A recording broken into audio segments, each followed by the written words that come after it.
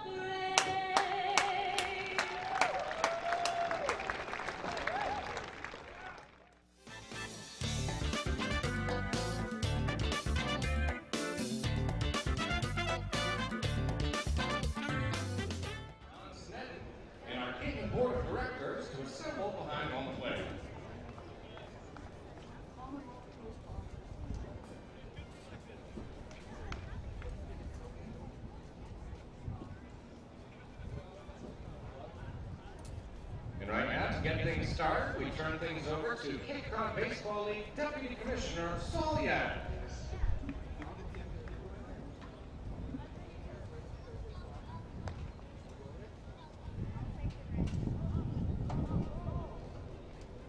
Good evening.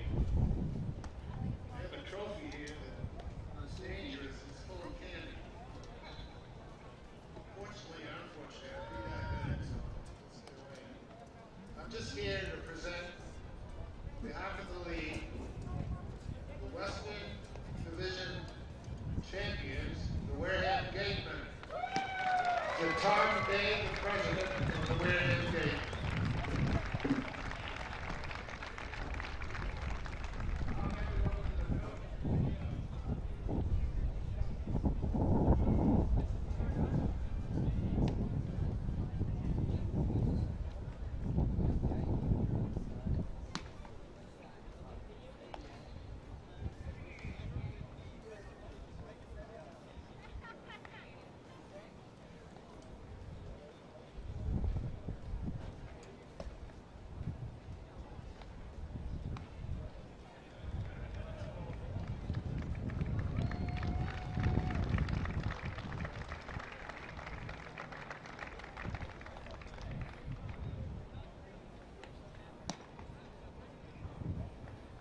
It's time for the ceremonial first pitch.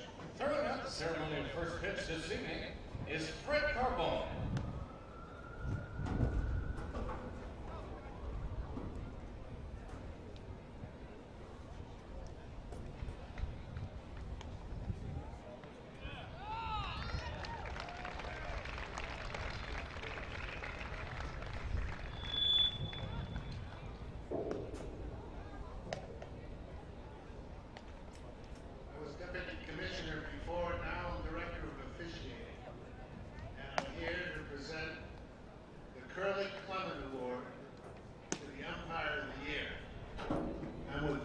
CCBL, the president of the CBUAO, our assigning organization, and John Leeds, a former umpire of the year.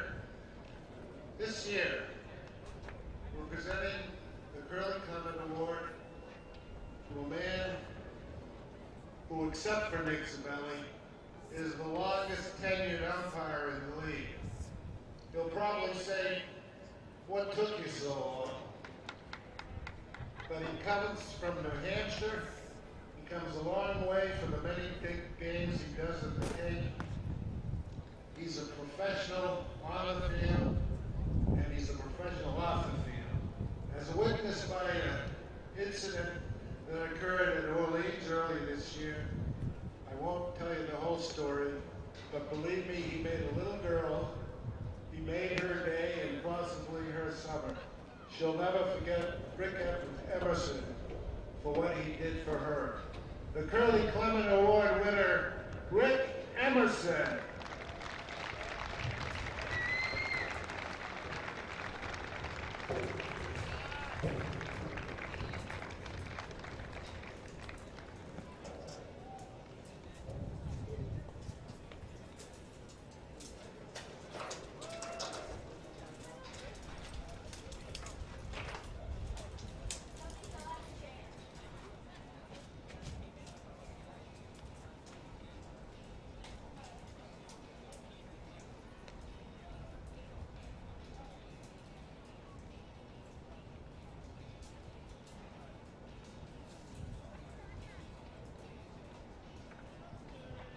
Here tonight to say those two famous words we all love to hear are some of the dedicated members of our Gatemen organization.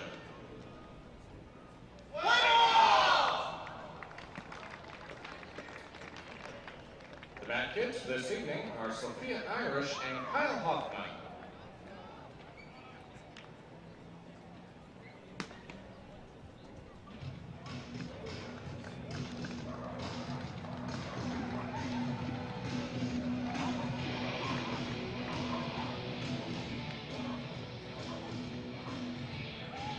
The 2018 Cape Cod Baseball League playoffs are upon us. From Spillane Field in Wareham, welcome to Wareham Gatemen Baseball here on Wareham Community Television. Hi everybody, JD Rachi here along with you to get you going with the 2018 CCBL playoffs. A day late, but never a dollar short here on WCTV. Game one of this matchup between the Gatemen and the Cotiut Kettleers rained out yesterday, as were all the games in league. But 3 of the 4 games are going to go on today, and it is a beautiful night for baseball. From Spillane Field in Wareham, the top-seeded and Western Division regular season champs for the first time since 2001. Wareham Gatemen getting set to take on the number 4 seed Cotiut Kettleers, who they have had success against this season.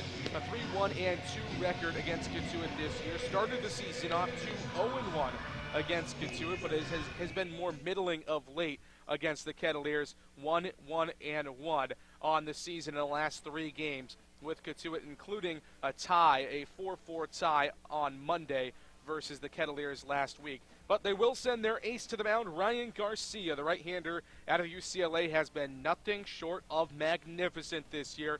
A 1.29 ERA in 7 games, with 6 of them being starts. He's gone 28 innings, given up 24 hits with 5 runs, just 4 of them earned, 9 walks, and 33 strikeouts in 28 innings. He has been an absolute animal on the bump today. And how about we give you the defense behind him to get things going? In the outfield, Jacob Goldfarb in left, Jeremy Idens in center field, and Isaac Collins in right. Meanwhile, on the infield from left to right, Austin Shenton at third base, Ryan Kreidler at shortstop, Oliver Dunn at second, Lyle Lockhart at first, with Gian Martellini behind home plate. Cotiut will lead things off with Will Robertson, the right fielder out of Creighton, who has been on an absolute tear of late, hitting .300 on the season. His average up more than 50 points in the last 20 days. Here comes the first pitch from Ryan Garcia. That's fouled off into the chain link fence at 6:35. 5 minutes past scheduled first pitch here from Spillane. Robertson with the open stance, with his right toe pointed out toward the first base dugout where the Wareham Gatemen are seated. 0-1 from Garcia. Fastball rides inside, a ball and a strike to Robertson, who has, as we mentioned, is hitting .300 on the season. In 42 games, he's got 51 hits, 11 doubles, and 4 home runs. Go along with 28 RBIs, 16 walks, and 28 strikeouts. 1-1 waved on and missed on the outside corner on a fastball. Quickly 1-2. Last time out versus these Gatemen, Robertson had himself a stellar game. 4 for 5, a run, and 2 RBIs for the Creighton right fielder. 1-2 from Garcia, up and away. 2 balls and 2 strikes on a fastball. Garcia's last outing was a couple of days ago on Tuesday versus the Bourne Braves. 2-2 from the belt. Big rip and a miss, and a strikeout to get this game started for Ryan Garcia. Will Robertson down on strikes. Nobody on, and 1 out for Michael Tolia. 34th strikeout of the season for Ryan Garcia. His last outing it was against these Cotiut Kettleers in 1 relief inning. Went 1 inning, gave up just 1 hit. It was a hit to Will Robertson. Just getting him geared up to be the number 1 starter for the Gatemen heading into the playoffs. Now his UCLA teammate Michael Tolia stares him in the face. First pitch to the big bopper out of the University of California at Los Angeles is a called strike on the outside corner, 0-1. Tolia at .209 this season, but the most dangerous part about his game is the big bat he possesses. 3 doubles with 7 home runs. 0-1 breaking ball, rides inside, a ball and a strike. And despite that average just middling over 200 on the year, he's still got a .323 on base percentage, so Tolia does a good job of finding ways on base. 1-1 from Garcia, ripped right at Lyle Lockhart. Little jump and a catch on a well-hit ball, but it is out number 2. The designated hitter, number 8, Trey Tolia turned on an inside fastball. Lyle Lockhart, though, a sure glove over at first. There are quickly 2 gone. Here comes Trey Jacobs. Jacobs, one of the late season additions to the Cotiut Kettleers roster.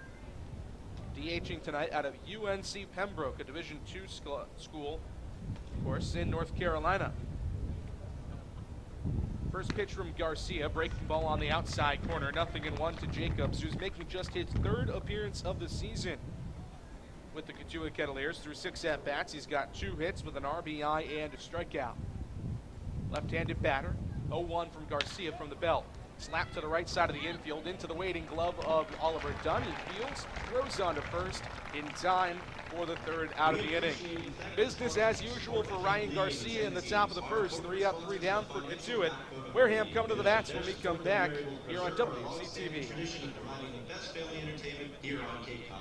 On behalf of the entire Cape Lee family, we would like to acknowledge and thank our 2018 corporate.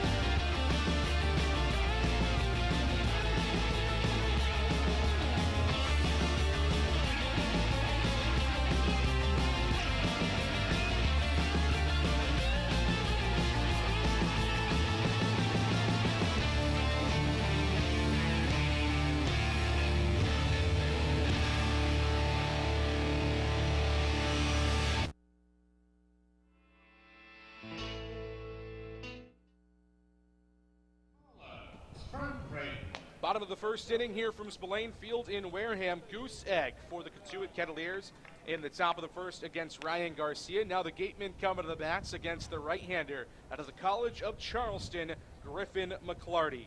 McClarty this season a 5.28 ERA in 8 games with 7 starts. He's gone 30 2/3 innings.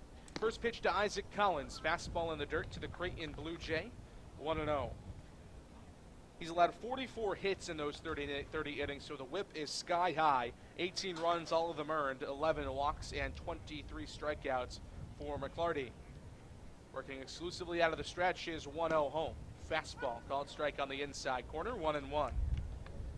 Collins, meanwhile, comes into the game at 308 on the year. He has had an absolute resurgence since the end of June, where he has been slotted into the starting lineup as the everyday right fielder. 1-1. Fastball ripped into left field. Floating back on it, though, is the left fielder Peyton Burdick. He sticks his glove up and makes the play for out number 1 on a well-hit ball from Isaac Collins. Number 50, Oliver Dunn. Collins tries to go the other way, is unsuccessful, but another hot hitter coming to the dish in Oliver Dunn, the second baseman out of Utah. Dunn's average is only at 243 on the season for the left-hander, but it's been much, much better of late. First pitch from McClarty to him. Fastball rides outside and low. 1-0. He is the hottest hitter on this Gatemen team. In his last 7 games, he's at 480, 12-4-25. 1-0.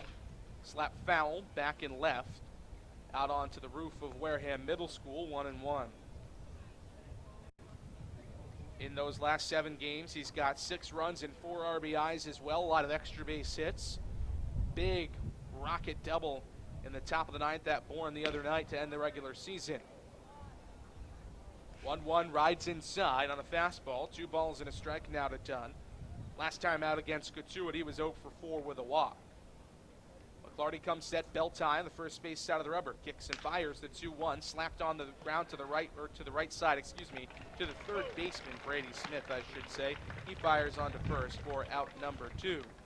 The third base. So much like Cotiut, 2 up, 2 down for Wareham in the first. And here comes Austin Shenton. Shenton finishing the regular season at .349 on the year. Finished in third place in terms of batting average in the league. Third best batting average behind Noah Campbell of Yarmouth Dennis and Matthew Barefoot of Hyannis. Played in all 44 games in the regular season. McClarty comes set, belt tie. His first pitch is walloped foul down the left field line. Burdick takes a couple of steps over toward the boundary, but runs out of room, 0-1. He is the only player on this Gatemen team to play 44 games. Next highest total is is Isaac Collins with 38, followed by Jeremy Idens with 36. 0-1. Ripped down the left field line, twisting toward foul territory. Peyton Burdick comes up underneath it and makes a running catch for the final out of the inning. 3 up, 3 down for the Gatemen in the first. Goose eggs across the board as we head to the second here on Wareham Community Television. Whether shopping for a special occasion or just to treat yourself, that's why you're looking for one of the 11. There's also a cafe serving fresh Canadian food for all of the extensive events. It is the hospitality hospital for free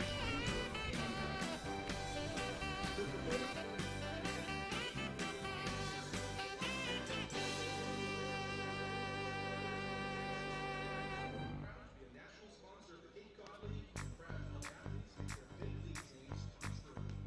Visit baseball.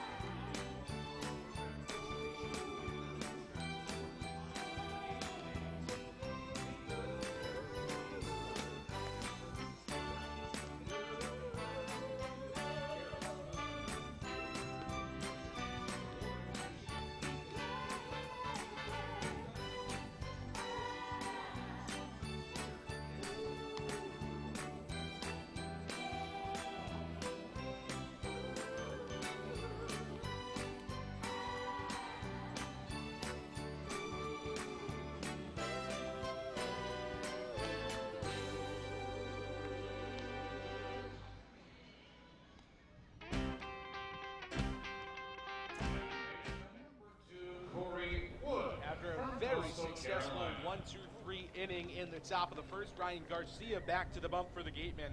Here in the top of the second, he will deal with 4-5-6 Corey Wood, Mike Salvatore, and Rafe Shomet for the Cotiut Kettleers. Wood, the second baseman out of Coastal Carolina, left-handed bat, will stride in to face Garcia. Garcia straddling the bump from straight away. His first pitch to Wood is slashed foul back and left off the light stanchion. 0-1. Wood, the Chanticleer out of Coastal Carolina, as we mentioned, coming into this game just above 200 on the year. Here comes the 0-1 from Ryan Garcia. It misses down and away. A ball and a strike. .213 average for Wood this year in 40 games. He's been almost an everyday guy for Cotiut, just hasn't exactly been able to figure it out with the stick in hand. 1-1 slashed foul again, 1-2. In those 40 games, he's got 23 hits with 6 doubles and 2 home runs. 6 RBIs, but the most impressive part about him is the on-base percentage at .380, and that is powered by 27 walks on the year. Garcia rocks back, kicks, and fires the 1-2. It rides a little bit too far inside. 2 balls and 2 strikes. So he finds a way on base, and when he gets on, he's relatively dangerous. 5 stolen bases on the year for him. Garcia dangles his right arm, now brings it to the glove. His 2-2 home is ripped on and missed into the glove of Gian Martellini. Second strikeout of the day for Ryan Garcia in as many innings. 1 up, 1 down. Here comes Mike Salvatore. Garcia has been excellent this season. We know that he is the Gatemen ace, and the strikeouts have been a big reason why. He's now got 35 in 29 and 1/3 innings this season. He has been lights out. First pitch to Mike Salvatore, slap back over the press box at the John H. Wild press box behind home plate, 0-1. Salvatore coming into the game at .287 on the year in 29 games. The Seminole out of Florida State. Garcia's 0-1 home. Breaking ball chopped to the right side of the infield. Ryan Kreidler charges and it clangs off his glove. Likely to be scored in E6 by Ryan Kreidler. He did have to charge. He had it in his glove, though it popped out in front of him. And the first baseman of the day is Mike Salvatore, and it will indeed be an error on Ryan Kreidler, who was the starting shortstop at UCLA to begin the year this year, had some defensive struggles at the number 6 slot in the defensive lineup, and then was moved over to third base where he was much more sure-handed. First pitch from Ryan Garcia into Rafe Chomet. This is inside, a ball and no strikes to the Division III product, who was recently signed by the Cotiut Kettleers to make their playoff push. A late addition to today's lineup as Juke Ellis was scratched about 30 minutes before game time. Garcia comes set, bell tie is 1-0 out of the stretch. Misses inside, 2 balls and no strikes to Chomet. Only made 1 appearance this season. He was 0 for 3. Coming over from the NECBL nearby New Bedford with the Bay Sox was an all-star that hit .362 this season in the early part of his summer season. Garcia comes set, is 2-0, yanked down the left field line but foul. Goldfarb takes a couple of trots, the former Kettleer in left field, but it is out of play. This season at Trinity, he was absolutely red hot. .392 average for him. In 42 games, he had 67 hits with 13 doubles, 5 triples, and 4 home runs, good enough for a .596, almost .600 slugging percentage for Chomet. Throw over to first base. Lyle Lockhart has to reel in a nearly errant throw from Ryan Garcia. But Corey Wood is back in, standing up. I should say Mike Salvatore, I beg your pardon. Short lead for Salvatore on at first base. Garcia out of the stretch for the first time today. Here comes the 2-1 pitch to Chomet. Big whiff and a miss. Set a fastball up and away. 2-2. Chomet out of Sugar Land, Texas, and Clemens High School. Trinity University. College matriculation for Chomet. 2 balls and 2 strikes. Garcia comes set. His pitch home. Ripped out and planed off foul. Still 2 balls and 2 strikes. Chomet and Trey Jacobs, who's also in this starting lineup, grounded out to end the first inning. Two of 3 new position players working to it. They've also got a ton of new pitchers in the bullpen. Garcia stares into the side. His 2-2 home again is swung on and hit into shallow right field. Isaac Collins comes charging in, camps out underneath it, and corrals it for out number 2. Chomet is down with his 3rd at bat of the Cape League season. Flies out to right field and Isaac Collins.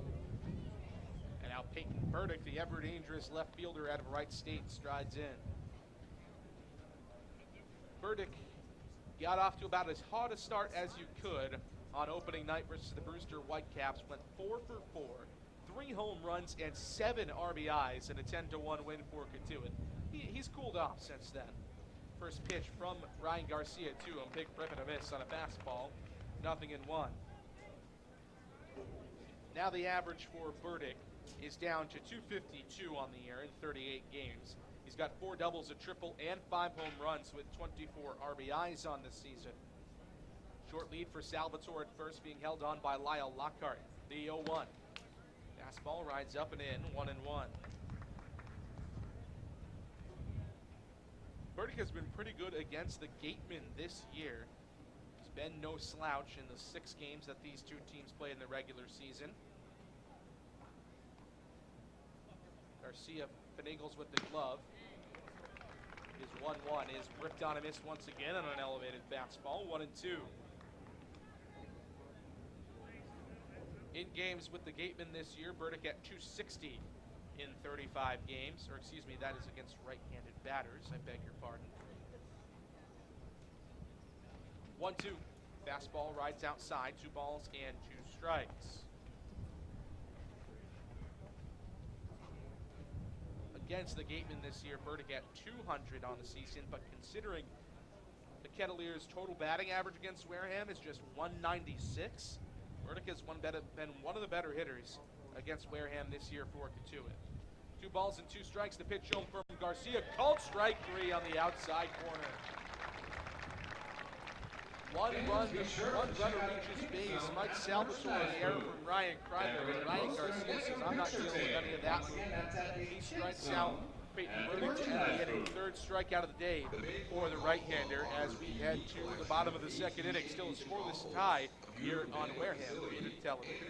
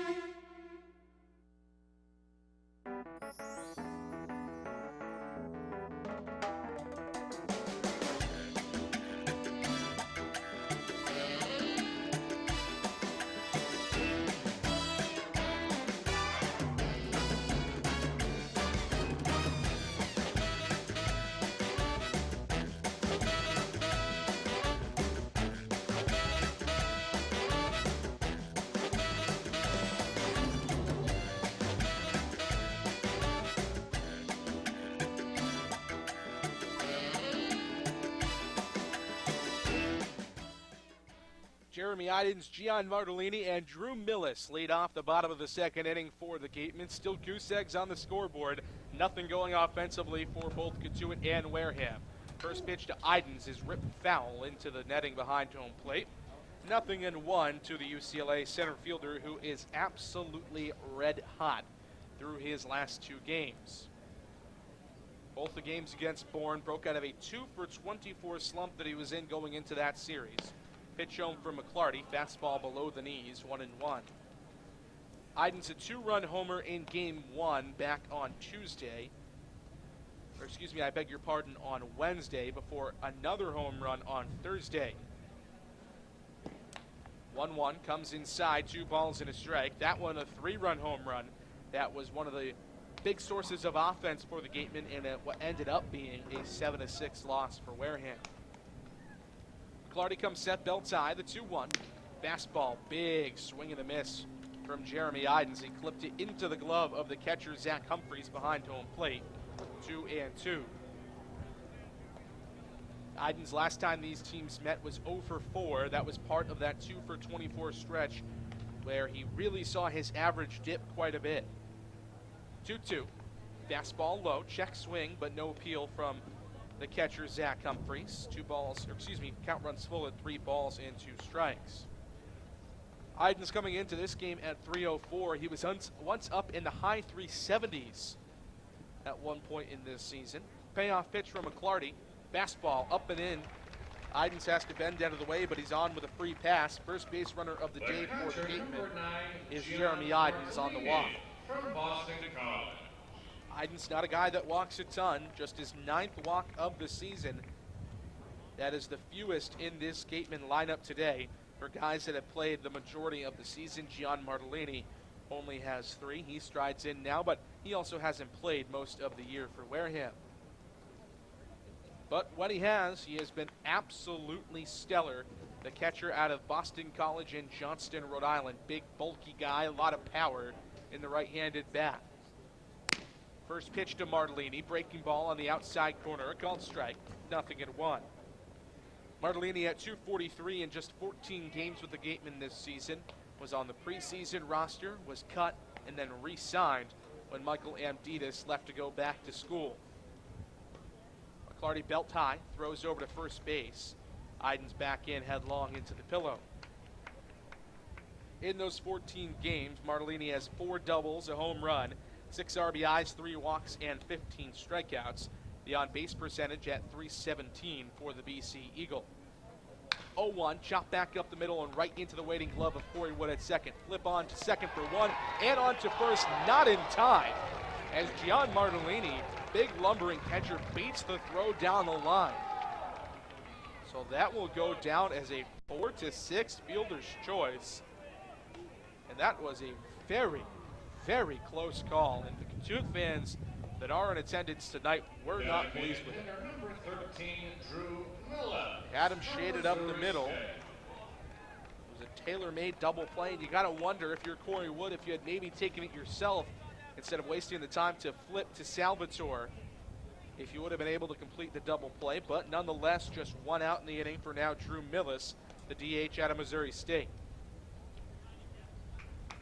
Switch hitter batting left is Millis. Open stance for him. First pitch is ripped into left field, and it falls in front of Peyton Burdick and down for a single. First hit of the day for either team goes to Drew Millis. First and second now for Lyle Lockhart. From Houston.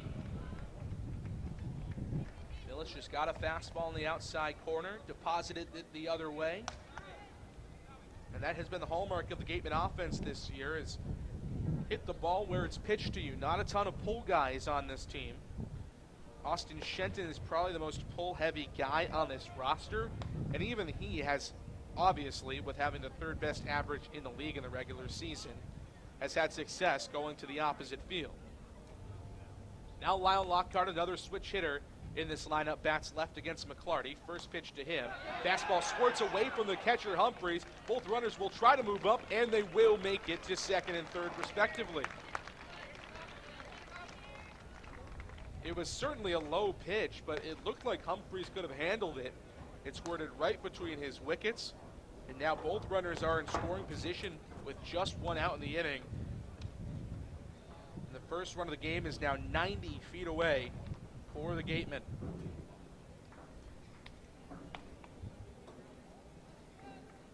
Want to know the count to Lyle Lockhart. Griffin McClarty comes set, belt tie, delivers. Fastball called strike at the knees on the outside corner. The count evens up at a ball and a strike. .218 average for Lockhart this season in 29 games. He's got 22 hits with 2 triples and 3 home runs. Still has yet to have a double this season, which is interesting to see. 1-1 fastball, rides up and away. 2 balls and a strike.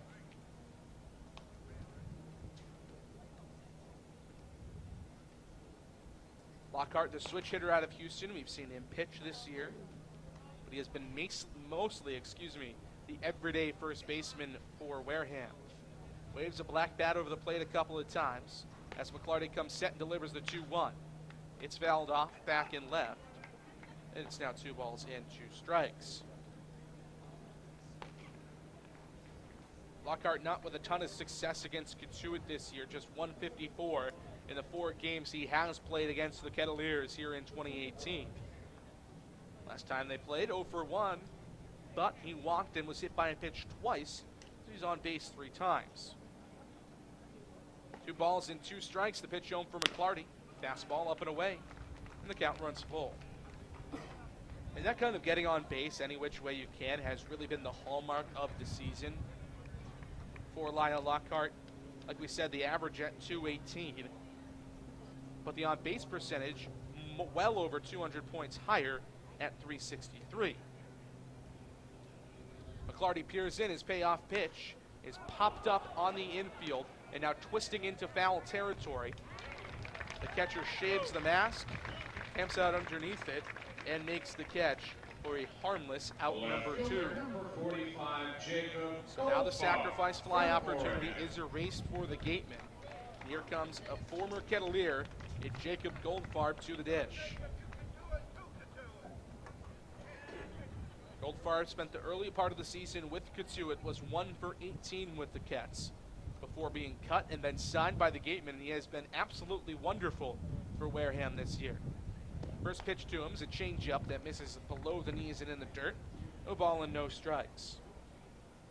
On the season, Goldfarb at 268. That average is way up from what we saw him toward the early part of the year when it was in the low 200s. He's played in 16 games for Wareham. 1-0 fastball, called strike on the outside corner, 1-1. In those 16 games, he's got 11 hits, two doubles, a triple, 5 RBIs, 10 walks, and 10 Ks. The most impressive part, though, as with most of the Gatemen, the on-base percentage. 1-1, fastball, big rip and a miss on the outside corner, 1-2 from McClarty. 426, the on-base percentage from Goldfarb, and much in the vein of Lyle Lockhart, a walks machine, gets hit by pitches, reaches on errors, finds any way he can to get on base. Down 1-2 here against Griffin McClarty. Trying to find a way on base and keep this inning alive. Pair of runners in scoring position for the Oregon Duck. The 1-2 from McClarty. Fastball up and away, 2 balls and 2 strikes. McClarty, the right-hander out of the College of Charleston, was perfect in the first and has been not quite that way in this inning. He's allowed 3 different guys to reach. 2-2. Fastball yanked into the plexiglass in front of the Gatemen Baseball Network booth in the press box. Still 2 balls and 2 strikes.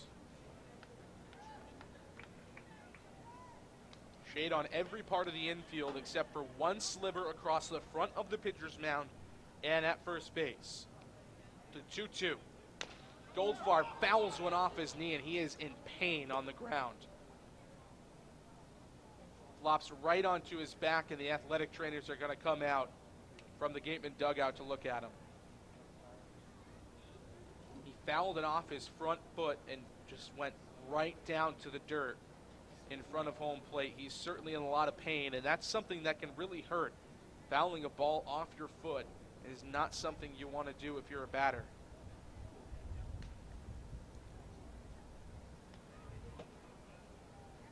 They're all huddled around him now. He's up on his feet, getting a round of applause from the fans, but still limping a little bit. We'll have to see if he stays in this game. It looks like he's all right for now, but still in some pain. Asking him to jump up on his foot, and he does it.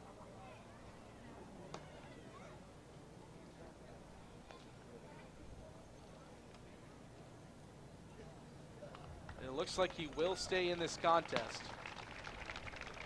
as he replaces the blue batting helmet back on his head over his long mop of dark brown hair. 2 balls, 2 strikes, 2 outs. Bottom of the second inning. Gatemen with runners at second and third, trying to put across the first run of this first game of the 2018 playoffs. McClarty comes set, bell time. He's 2-2. Fastball, called strike 3 on the outside corner, and McClarty gets out of the jam. Gatemen leave runners stranded at second and third as we head to the top of the third inning here on WCTV. 12 great prizes, including water with all-day passes for 2. Insel Dirty House gives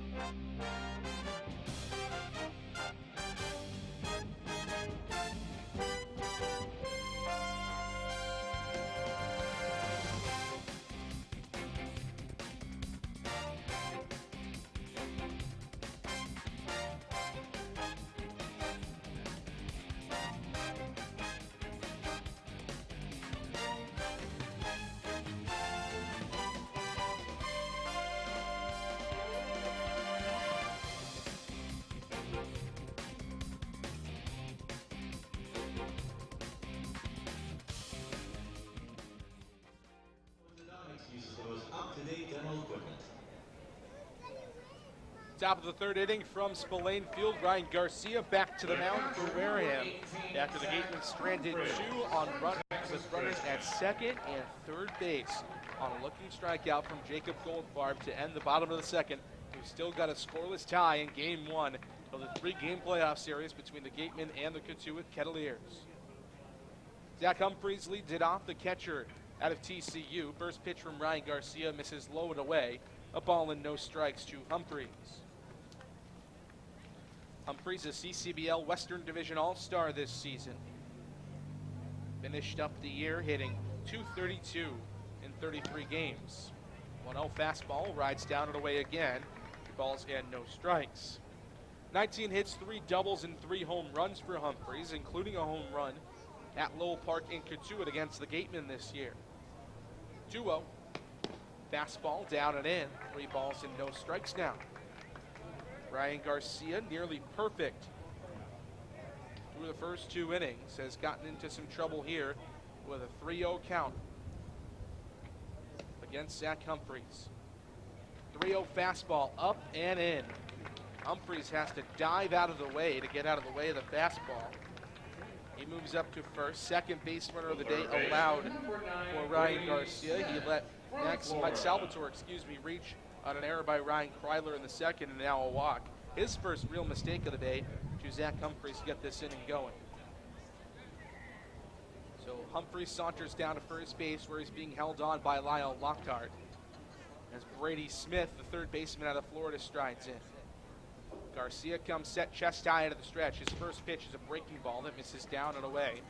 A ball and no strikes. Now 5 straight pitches out of the strike zone from Garcia. Smith at .333 this season in 23 games out of Florida has been a consistent producer all year long for Cotiut. 1-0.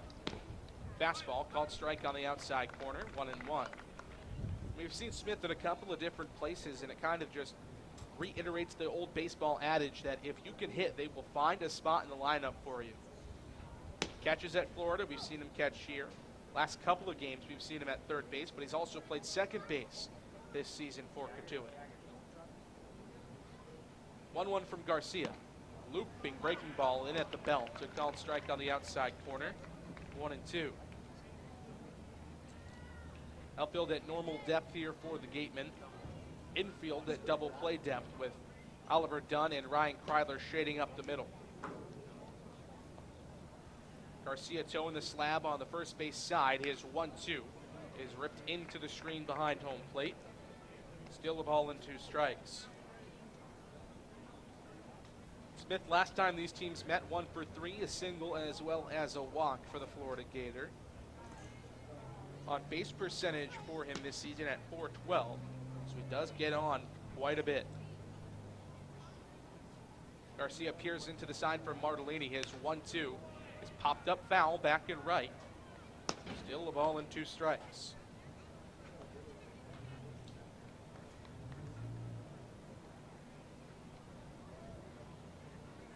Just finished up his freshman season at Florida from Niceville in the Sunshine State, from TNXL Academy, a baseball academy high school where he spent his final year before heading off to Florida. 1-2 home. Fastball up at the eyeballs. The count evens up at 2 balls and 2 strikes. Before that, he played baseball at Niceville High School in his hometown.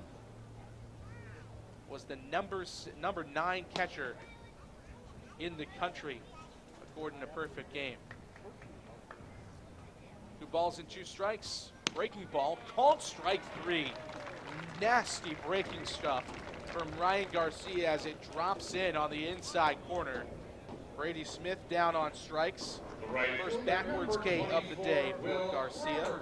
4th strikeout for the right-hander out of UCLA as the lineup card flips back over to the top of the order and Will Robertson. Robertson also a strikeout victim in his first time at the dish. Struck out swinging against Garcia to get this game going. Wide open stance for him with the toe pointed out to the dugout. First pitch fouled off to the green backstop, 0-1. Robertson out of Loose Creek, Missouri, and Fatima High School. college roommates and very good friends with Isaac Collins, the opposing right fielder, today for the Gatemen.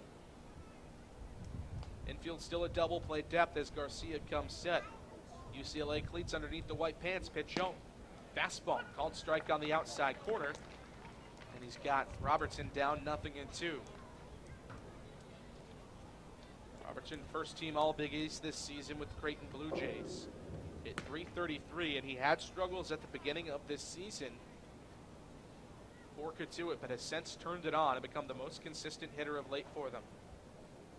Here's the 0-2 home. Swung on and pumped into right field, but shallow. His Creighton teammate Isaac Collins takes a couple of steps in and camps out underneath it for out number 2. So one right fielder to the other. One EJ to the other for the second out of the inning.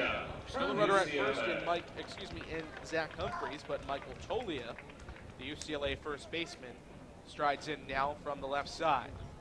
Switch hitter batting left against his UCLA teammate Ryan Garcia. They faced off quite a few times this season, as this is the third time that Garcia has gone against Cotiut here in 2018. Only a 6'5", whips a black bat over the plate. First pitch, fastball, below the knees. 1-0 to Tolia, who wears high maroon socks underneath the white pinstripe slacks today for the Cotiut Kettleers. Adjusts his batting helmet as he waves the bat over the plate once more. Garcia tucks his chin in, tucks the glove in. 1-0. Big rip and a miss at a fastball. Down and away, chased it out of the zone, 1-1. Tolia 0 for 1 today. Shot a line drive right at the glove of Lyle Lockhart at first base last time he was up. He does something similar here. It could mean extra bases with Lockhart holding on the runner at first base. 1-1. Fastball in the dirt, blocked by Martellini. Trying to move up to second base and doing so successfully is the runner Zach Humphreys. And will go as a wild pitch against the right-hander Garcia. And for the first time today, the Cotiut Kettleers have a runner in scoring position.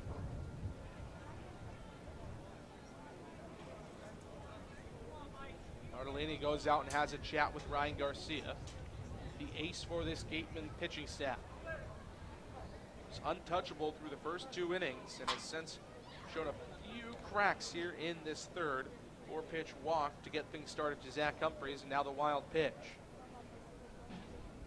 2-1 home from Garcia. Breaking ball gets away from Martellini again, and now Humphreys is up to third base.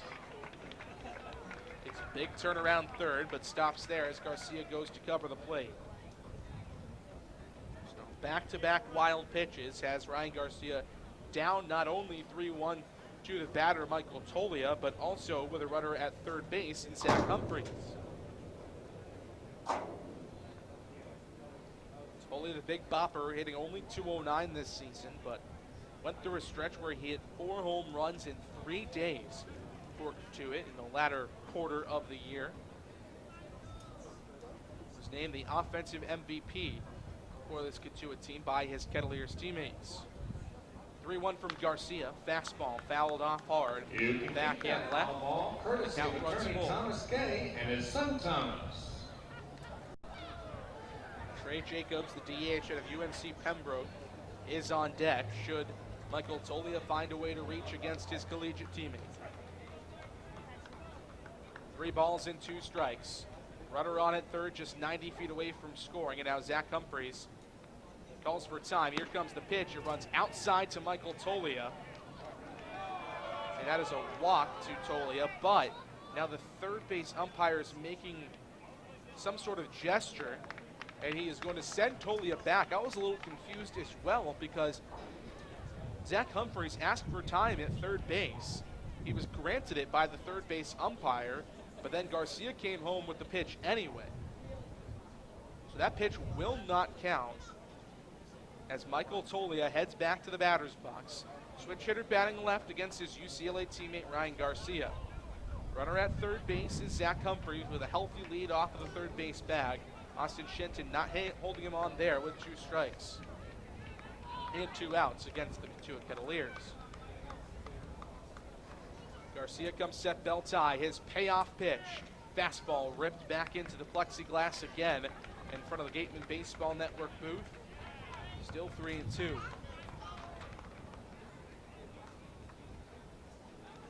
Good fight going down here between two of the better products coming out of UCLA in this Cape Cod Baseball League.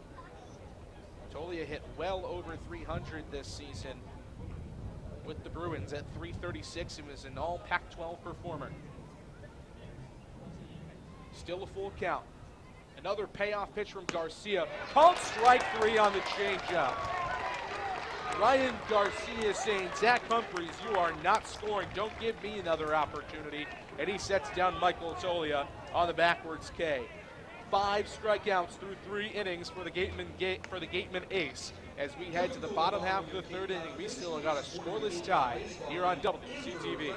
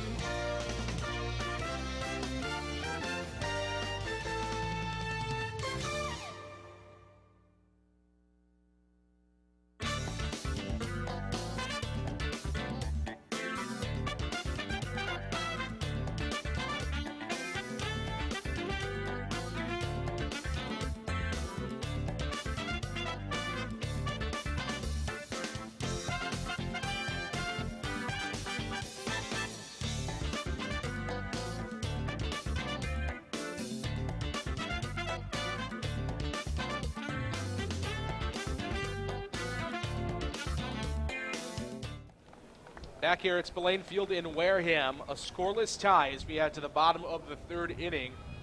And it was nearly not scoreless as some shenanigans between umpires prevented it from being a non-controversial top of the 3rd. First pitch to Ryan Kryler, whiffed on and missed on a fastball up and into the UCLA shortstop, 0-1.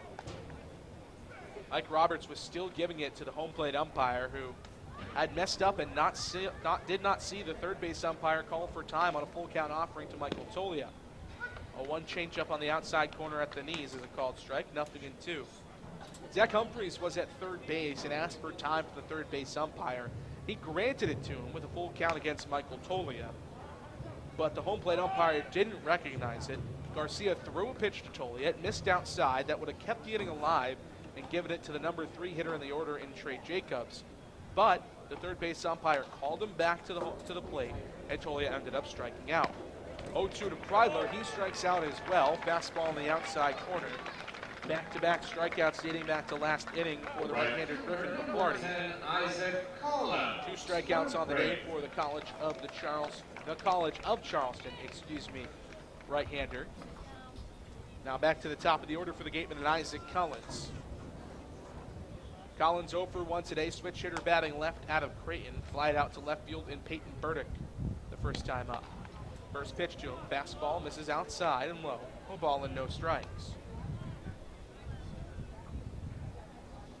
Went the other way on a fastball on the outside corner. Last time at the plate.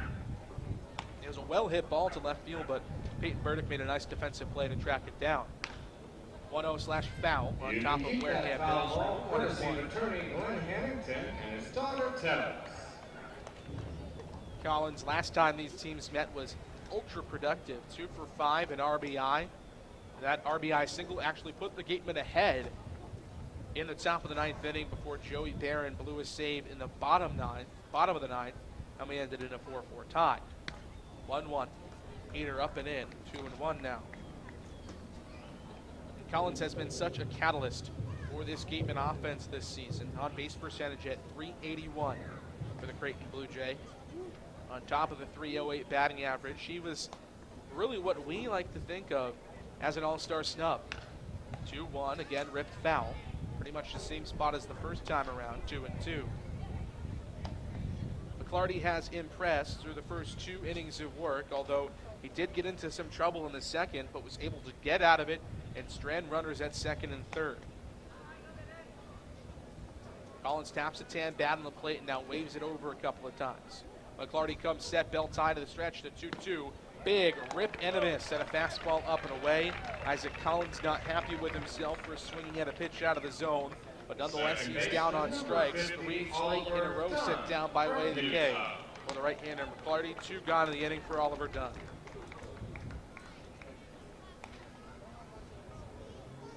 Dunn, the left-hander out of Utah, is 0 for 1 today. First pitch to him. Fastball misses outside by just a hair. 1-0 to the Utah Ute. Grounded out to the third baseman, Brady Smith, back in the first inning. As we mentioned back in that first inning, Dunn, one of the hotter hitters in this Gatemen lineup and in the league. 1-0 low in the dirt, 2-0. At one point this season, hitting .077. Now has the average all the way up to .243. 2-0.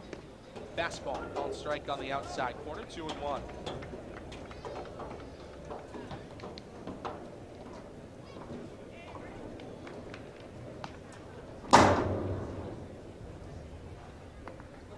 Two balls and a strike, the pitch home for McClarty.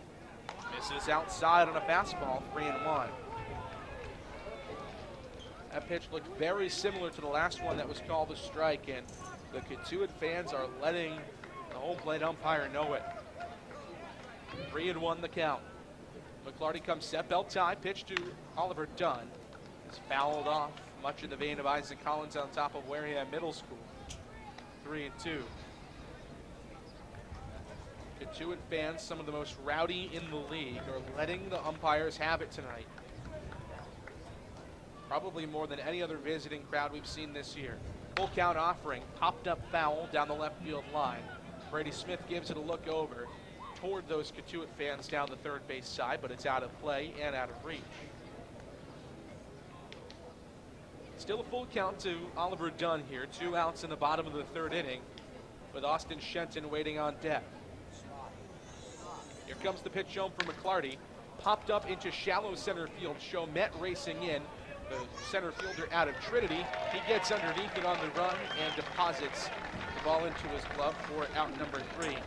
Gatemen 3 up, 3 down in the third inning. Still scoreless. Third 3 full. We're headed to the top of the 4th here on WCTV.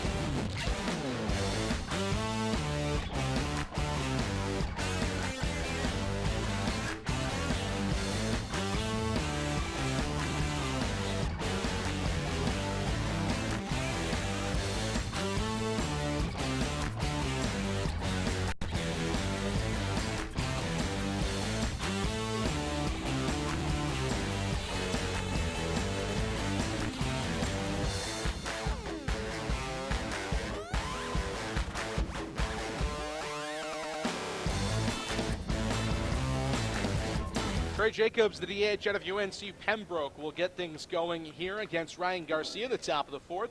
First pitch from the right-hander out of UCLA, misses down and in. A ball and no strikes to Pembroke. I should say to Jacobs, the DH out of UNC Pembroke is 0 for 1 on the day, grounded out to second base. 1-0, foul ball into the mitt of Gian Martellini, 1-1.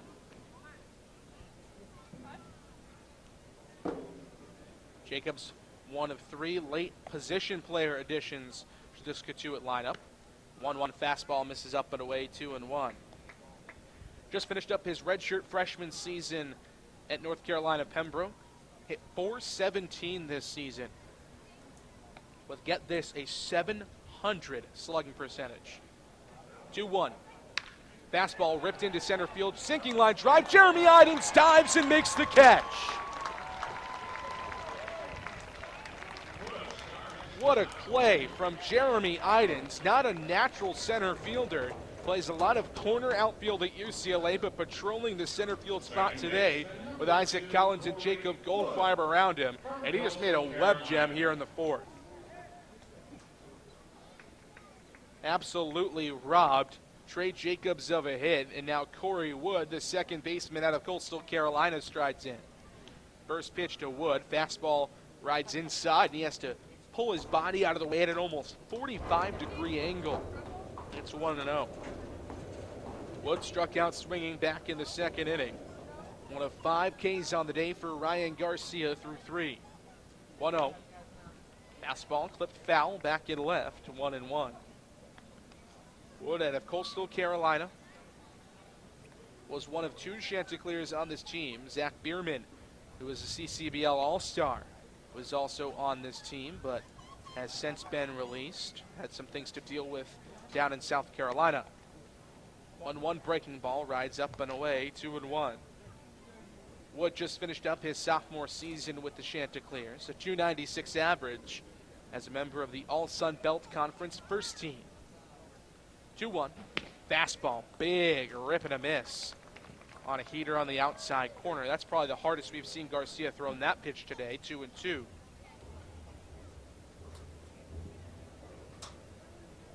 Taps the bat on the plate a couple of times, now waggles it over his shoulder. 2-2 home. Fastball misses up and away, and the count runs full.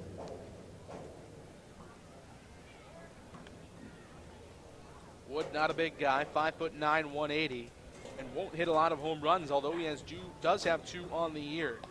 Much a contact guy. Payoff pitch, 3-2, fouled off on top of Wareham Middle School. Corey Wood stays alive as the count remains full.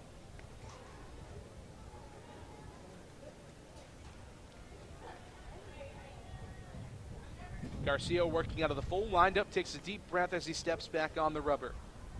Straddling it with 1 foot on either side, rocks back, kicks and fires another payoff pitch.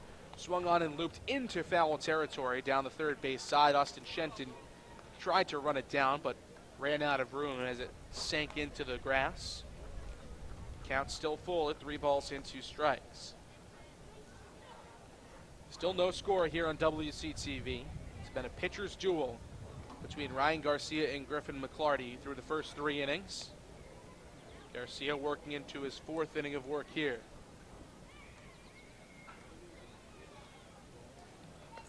Brings the glove in front of his face, kicks and fires a 3-2 and misses. Up and away, a full count walk to Corey Wood.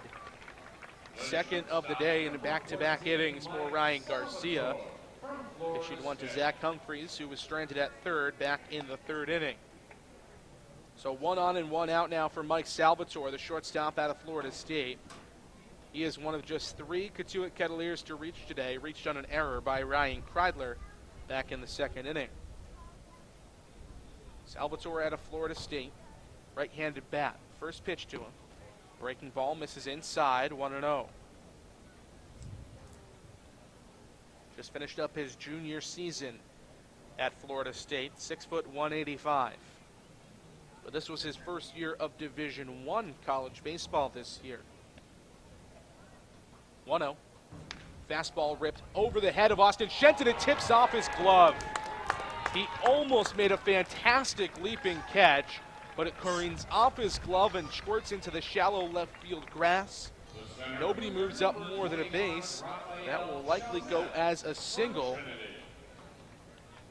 Now runners at first and second with just one out for Rafe Showman out of Trinity. They're going to say E5 against Austin Shenton on that play. Tipped off his glove, but it was well hit and over his head. Very surprised to see that. So runners at first and second now for Rafe Showman. First pitch to the left-hander out of Trinity. Swung on and missed 0-1. Showman 0-1 today, flying out to right field back in the second inning against Garcia.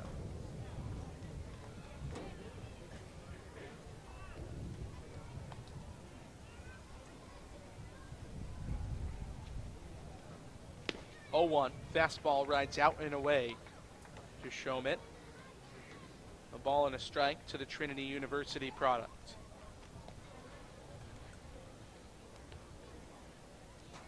One ball and one strike with one out. Gatemen playing at double play depth, trying to get a twin killing to get out of the inning. Corey Wood with a sizable lead off second. The 1-1 pitch is slashed foul, 1-2.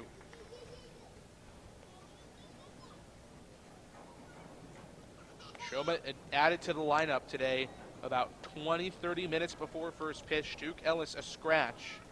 Still unsure as to why, but Texas product is not playing in today's game.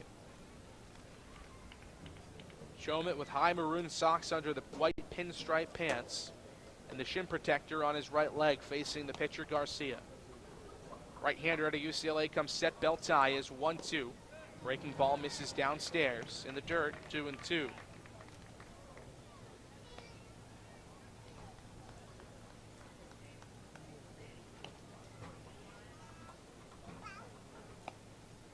Two balls, two strikes, one out. Runners at first and second here in a scoreless ball game in game one of a three-game series between Wareham and Cotiut. 2-2. Fastball popped up into the shallow outfield grass in left field. Ryan Kreidler back from shortstop camps underneath it and gloves it for out number 2. So Showman down for the second time today, and a couple of pop flies, one to right and now one to left.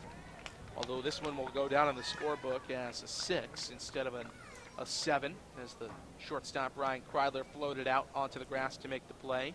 And now Gian Martellini will come out and have a chat with Ryan Garcia on the mound before Peyton Burdick strides in. Burdick 0-1 today with a strikeout swinging against Garcia the first time around. He looked overmatched in a strikeout that ended the second inning. However, we know that Burdick can really swing the bat, and he's got a lot of power. Coming into the game today, again, just a .252 average, but 4 doubles, a triple, and 5 home runs this season. 3 of those 4 home runs coming on, 3 of those 5 home runs coming on opening day. He knows how to swing the stick, and if he gets enough underneath one, he could make this a 3-0 game very quickly. Right now, though, he's just trying to make it a 1-0 game with a runner in scoring position at second base. Garcia checks back there with Corey Wood dancing around. First pitch, breaking ball, check swing, appeal down to the first base umpire. He held up on a breaking ball up above the belt. It's 1-0. Burdick out of Wright State in Batavia, Ohio. First team All-Horizon League this season with a .347 batting average. 1-0 from Garcia. Called strike on a fastball in the outside corner, 1-1.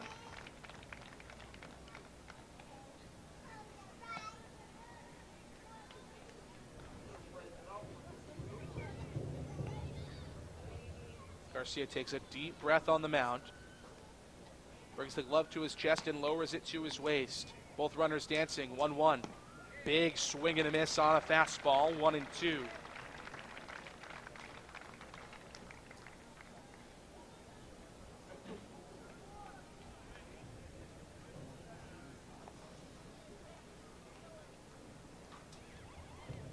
ball and 2 strikes, 2 outs, runners at first and second, and although it's just the 4th inning, this seems very critical here for Ryan Garcia to try to get out of this jam. The 1-2 home, breaking ball popped up on the infield. Ryan Kryler calls off everybody and makes the catch on the infield grass, and Ryan Garcia gets out of another jam. Garcia strands runners at first and second, back-to-back innings now where he has stranded a runner in scoring position.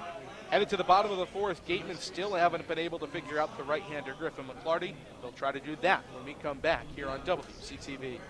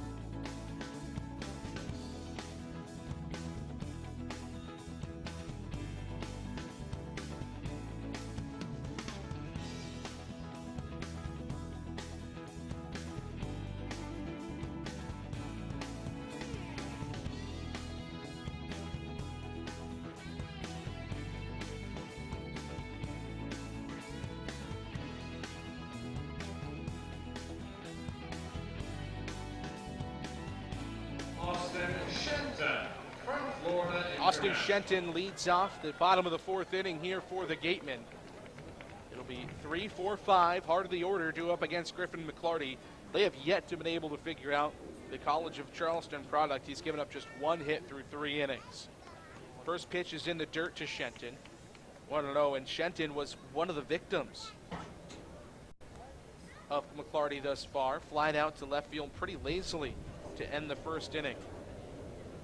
Still scoreless here on Wareham Community Television. Pitch home to Shenton, misses down and in, 2-0.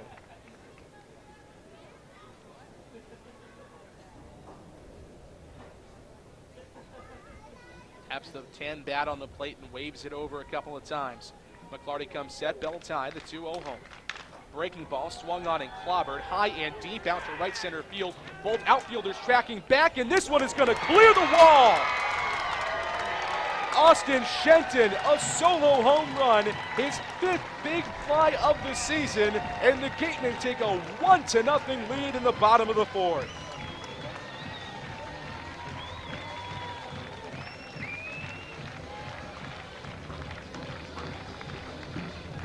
Talk about a way to break a scoreless tie. Shomit and Will Robertson both tracked back to the wall, but neither got there. A big fly for Austin Shenton, and the Gatemen take a 1-0 lead here in the 4th.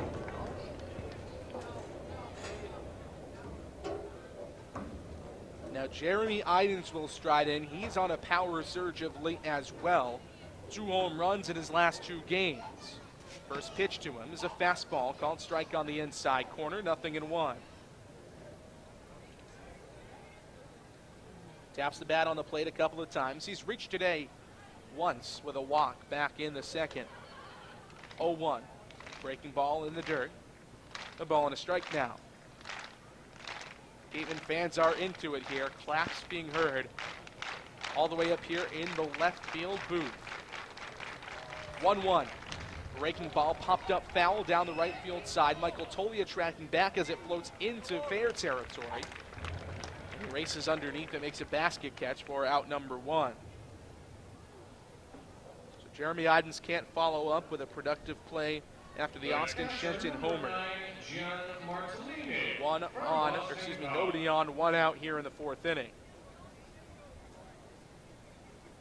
Gian Martellini, the catcher out of Boston College, now the batter. He reached on a fielder's choice after he beat out a would-be double play ball in the 2nd. First pitch, breaking ball in the dirt. 1-0. And for the second time today, we're now seeing the shift be applied to Martellini. Corey Wood, the second baseman, is almost directly behind the second base bag up the middle. 1-0 breaking ball, misses again, 2 balls and no strikes.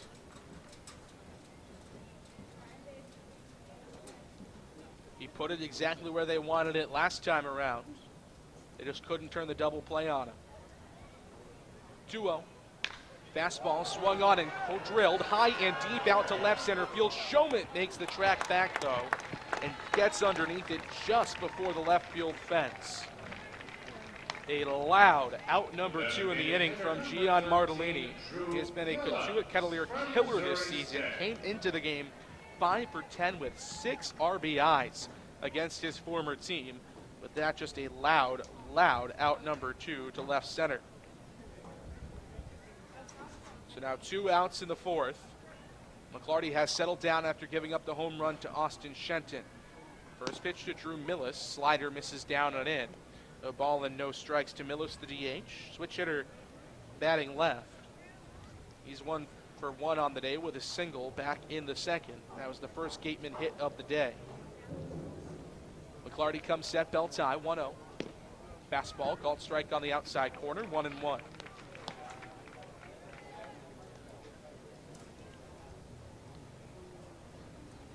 Millis out of Missouri State, much like Oliver Dunn, has really turned it on over the last couple of weeks for the Gatemen. 1-1. Fastball slapped to the third base side, but foul as it trickles toward the Cotiut dugout, 1-2. Millis at .321 in his last 10 games. He's got 9 hits in that span with 3 RBIs, a couple of runs scored. Wide open stance for him, much like Will Robertson in the left-handed batter's box. 1-2. Pumped foul down the left field line. We'll do it again. A ball and 2 strikes, 2 outs. Bottom of the 4th inning, Gateman taking a 1-0 lead in the frame off the leadoff solo bomb from Austin Shenton. Clardy, the right-hander, twists the ball behind his back, now comes set, bell tie. Deals from the first base side of the rubber. 1-2 chop foul toward the Gateman dugout down the right field line. Still 1-2.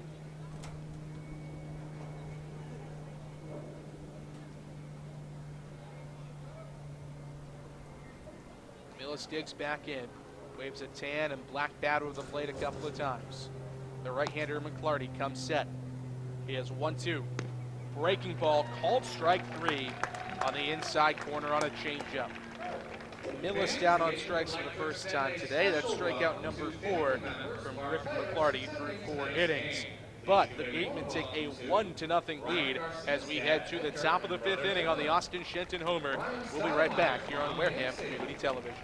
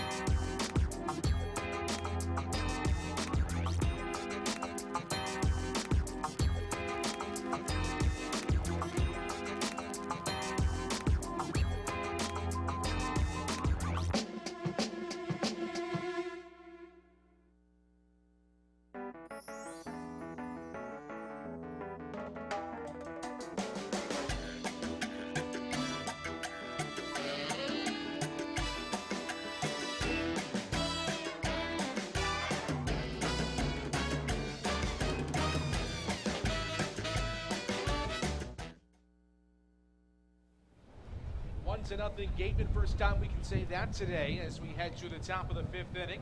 Zach Humphreys, Brady Smith, and Will Robertson, 8-9-1 Due up for Cotiut in the inning against Ryan Garcia. First pitch of the TCU Horned Frog Humphreys. Called strike on the outside corner on a fastball. It's 0-1. Humphreys, the catcher, has yet to have an official plate appearance today. He walked back the first time he came to the plate. A 1 breaking ball misses below the knees, 1-1. Walked against Ryan Garcia on a 4-pitch walk into third to get things started. Then moved up to second base on a wild pitch, and on the subsequent offering, another wild pitch moved him to third before he was stranded. 1-1, fastball on the outside corner. And there for a strike, 1-2. He's just finished up his freshman season in the Big 12 with Texas Christian. Garcia rocks, kicks, and fires the 1-2 pitch. Breaking ball in the dirt, check swing, no swing. 2-2. Hit just 225 in 46 games with TCU this year. 3 doubles, 2 triples, no home runs for him. Out of Midlothian, Texas, and Midlothian High School.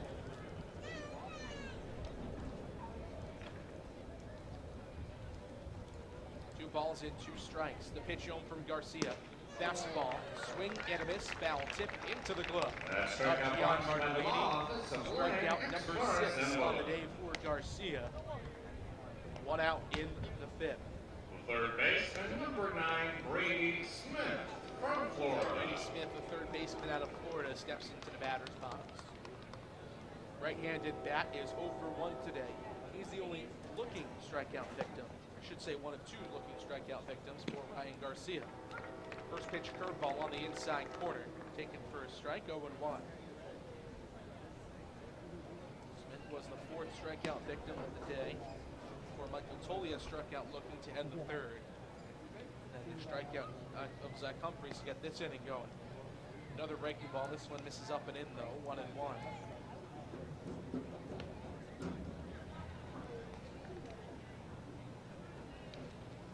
1 ball and 1 strike. Garcia takes a deep breath on the mound. Brings the glove in front of his face, rocks and fires the 1-1. This is up and away, 2 balls and a strike.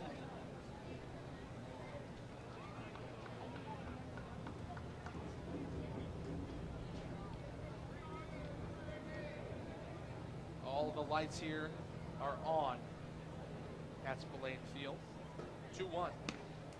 Foul ball into the mitt again, 2-2. A lot of fastballs in this game from Ryan Garcia. He is best when the breaking ball is on, but it hasn't been today, so he has turned to that fastball, which has been stellar for him here in the 2018 season. 2-2. Breaking ball in the dirt, and the count runs full. One thing we have seen him do a little bit more today than he typically does, he's gotten behind a lot of guys. Like, really, you can't call 3-2 behind a batter because it's a full count. Either pitch could result in a strikeout or a walk. Here comes the full count offering. Rip and a miss. Strikeout number 7 for Garcia through 5 innings. Right fielder, number 24, Will Robertson from Creighton. Seen him get behind, and he's walked a couple of guys. 1 in the 3rd, 1 in the 4th. The other 2 base runners have only reached via errors. He has still yet to allow a hit here in the 5th inning. Will Robertson, the right fielder out of Creighton, strides in. First pitch to him. Whiff and a miss. Set a fastball up and away. 0-1.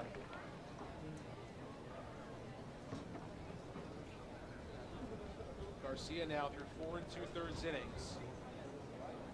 2 walks, no hits, and 7 Ks. Here comes the 0-1. Another rip and a miss at a fastball up and away. He's quickly ahead of Robertson, 0-2. Robertson 0 for 2 today, struck out swinging in the 1st inning to get things started, and then flied out to his Creighton teammate and roommate, Isaac Kellins, in the 3rd. 0-2. Fastball up and away, didn't get Robertson to bite that time, and the count runs to a ball and 2 strikes.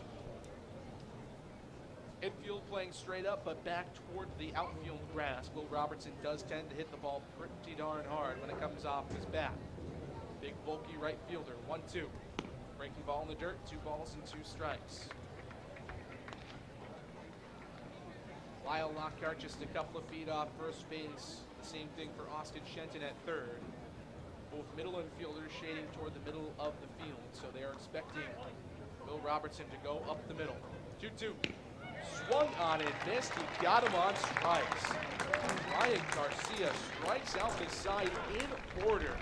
8 Ks, Fans, this evening, 5 innings Vintage for the T-shirt toss UCLA is right brought to you by Soft hander. as a It's Grid. yet to allow hits thus far for the game. We head to the bottom of the 5th inning. 1-0 Wareham. We come back here on Wareham Community Television.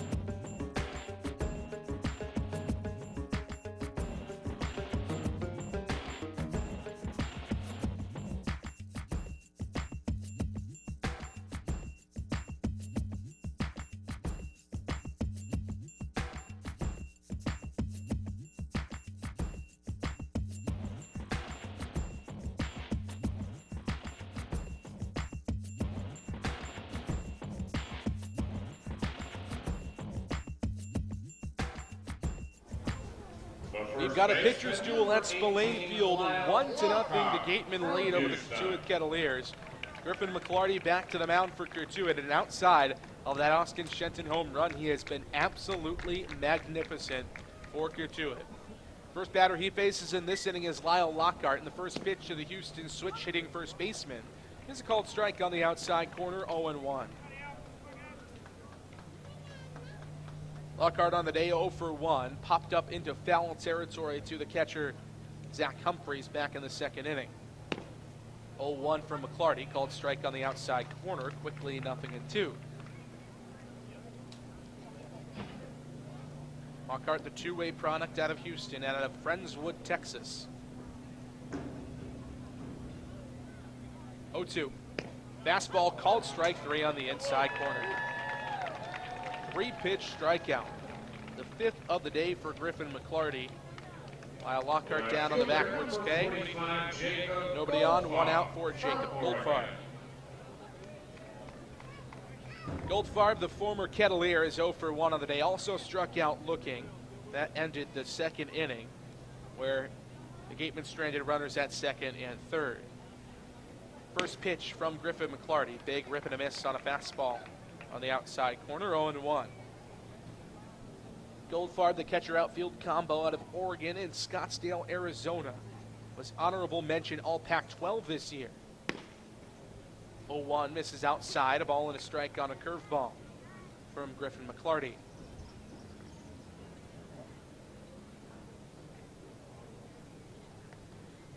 Started the season with Cotiut, the 1-1.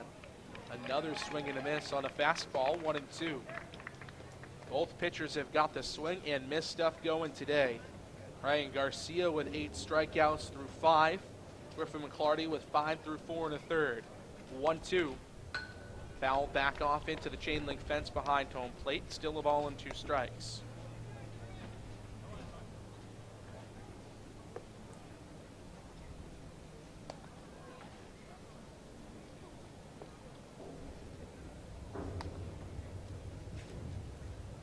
Ball and 2 strikes. McClarty set the pitch. Fastball rides up and away. 2 balls and 2 strikes.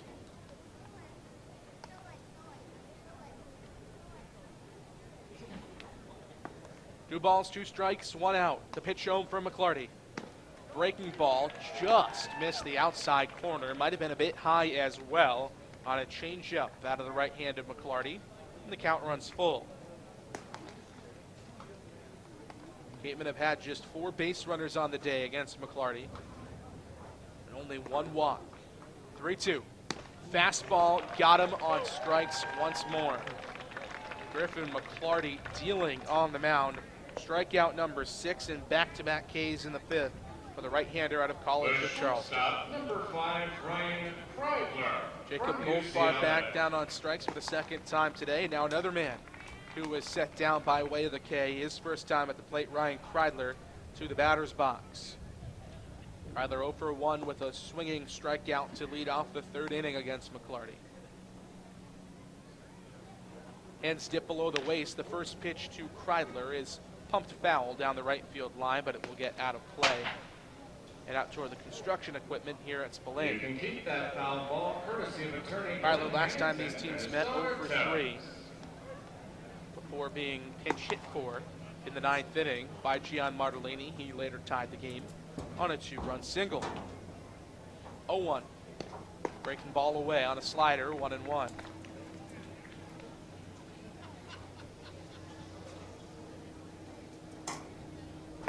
One ball and 1 strike to count. McClarty brings the glove to the waist. His pitch home is ripped down the right field line, but foul again. Just behind and inside. Fastball 1-2. There you are. There you is. 1 ball and 2 strikes, 2 outs. Bottom of the 5th. The pitch. Breaking ball, got him. Kreidler swings right through it, and both pitchers strike out the side in order in their respective halves of the 5th inning. Gatemen still with a 1-0 lead as we head to the 6th here on WCTV.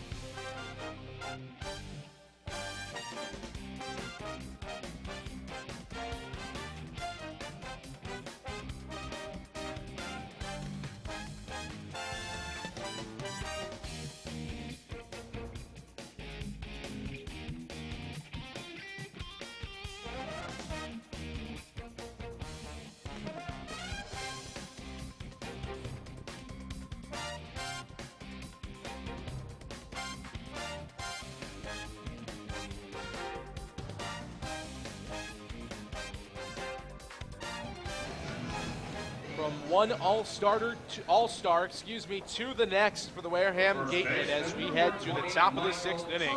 Ryan Garcia's day is done. 5 no-hit innings for the right-hander out of UCLA, and he will be replaced by the only other pitching all-star on this Gatemen roster, Easton Lucas, the left-hander out of Pepperdine, the long relief specialist for Wareham. His first pitch to Michael Tolia is a fastball strike on the inside corner, 0-1. Tolia, the switch hitter out of UCLA, is 0 for 2 today. He'll bat from the right side for the first time here against Easton Lucas. 0-1. Breaking ball, down and in. A ball and a strike. On the season, Lucas a 2.28 ERA in 7 games with 2 starts. He's gone 23 and 2/3 innings, given up 20 hits, 7 runs, 6 earned, 8 walks, and 17 Ks. 1-1 to Tolia. Fastball up and away, 2 balls and a strike.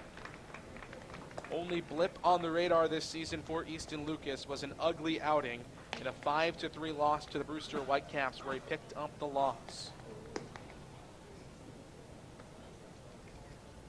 2 balls and a strike. The left-hander kicks high and fires. Swung on and clobbered high and deep to left field. If it's fair, it's gone, but it's foul. It is a foul ball, says the third base umpire, and Tolia mammoth that pitch. Absolutely demolished it. But he will have to head back to the to the batter's box.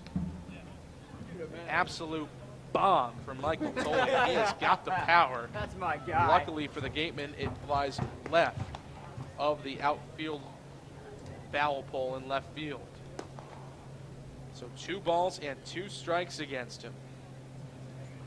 Switch hitter batting right way is a black bat over the plate. The 2-2 from Lucas is swung on and popped up on the infield to the left side.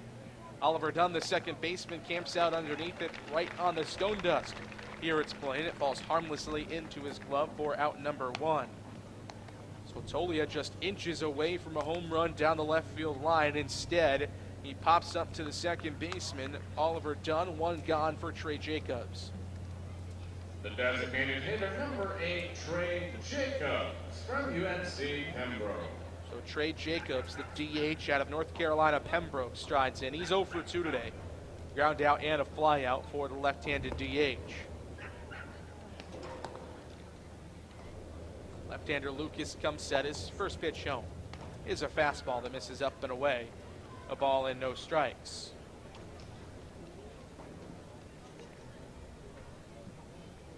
Lucas making his second appearance of the season against Cotiut is 1-0.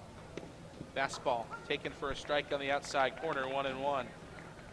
In 1 game, he went 4 1/3 innings, gave up 3 hits and 1 earned run with 2 strikeouts. Cotiut hitting .200 against him. 1-1. Breaking ball down in the dirt and away from the left-handed batter Jacobs, 2-1.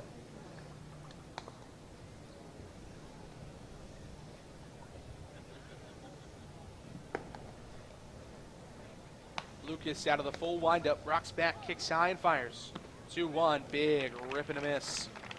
The UNC Pembroke product, 2-2. Jacobs, as could be guessed from his absolutely scorching season this year at UNC Pembroke, was at one time a Division I prospect. 2-2. Breaking ball slashed foul back to the backstop. Still 2 balls and 2 strikes. Spent his first season of college eligibility at UNC Greensboro, but redshirted there as a freshman, then only played 14 games last year before transferring to Pembroke.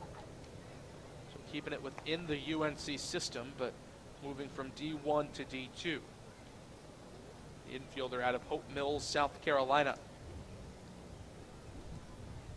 He's even here against Easton Lucas. 2 balls and 2 strikes with both the infield and outfield playing straight up for him. Lucas kicks and fires the 2-2. Fastball at the knees, but just misses apparently. And the count runs full. That outside corner to left-handed hitters has been the bread and butter today for the Gatemen. A lot of lefties in this Cotiut lineup. Full count offering. Fastball ripped down the left field line, but foul. And again, we'll do it at 3-2. Jacobs, as we mentioned, 0 for 2 today. Grounded out to the second baseman, Oliver Dunn, in the first before flying out on a diving play. A web gem from Jeremy Idens in the 4th.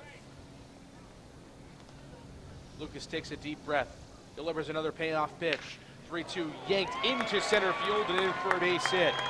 First hit of the day for the Cotiut Kettleers is a single back up the box for Trey Jacobs. He's on it first with 1 out in the 6th. Breaking ball on the inside corner, just hung up a little bit too much, and Jacobs yanked it right back up the middle and into center field. Now Corey Wood, the second baseman out of Coastal Carolina, strides in.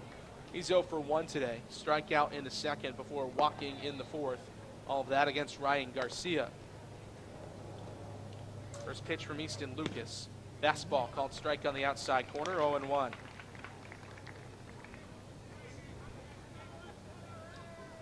Infield at double play depth now for the Gatemen. Wind killing would then get them out of an inning and back to the bats in the bottom of the sixth. Garcia checks at first, Lucas checks at first. 0-1 is in the dirt, but cut on and missed by a fairly patient hitter in Corey Wood. It's 0-2 now.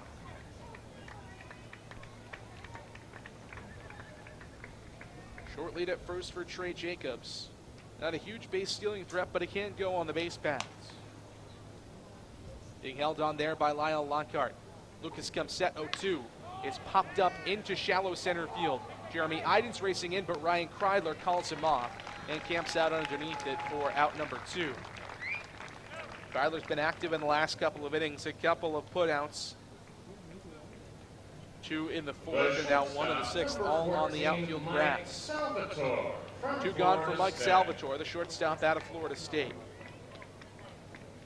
Salvatore's 0 for 2 on the day, but he has reached base both times, both by way of the error, one from Ryan Kreidler on a ball that he had to charge on the ground, and one from Austin Shenton on a leaping attempt on a line drive. So Salvatore has hit the ball well and forced the Gatemen into errors today, but has yet to collect a complete hit. First pitch from Lucas, rides up and away to the right-handed batter out of Florida State, 1-0. We mentioned the last time he came to the plate that Salvatore just finished up his first season of Division I baseball. Played at Northwest Florida State College last year and the year before for his first 2 years of eligibility. 1-0. Fastball in the dirt, stopped by Gian Martellini behind home plate. 2 balls and no strikes. Salvatore playing in Florida for the first 2 years of his eligibility out of Ewing, New Jersey and Ewing High School. Electing to stay relatively close, moving from Northwest Florida State College to Florida State, both in the northwest part of Florida. 2-0. Fastball rides outside, and the count runs to 3 balls and no strikes. Florida State, of course, in Tallahassee, up in the northwest part of the panhandle of Florida.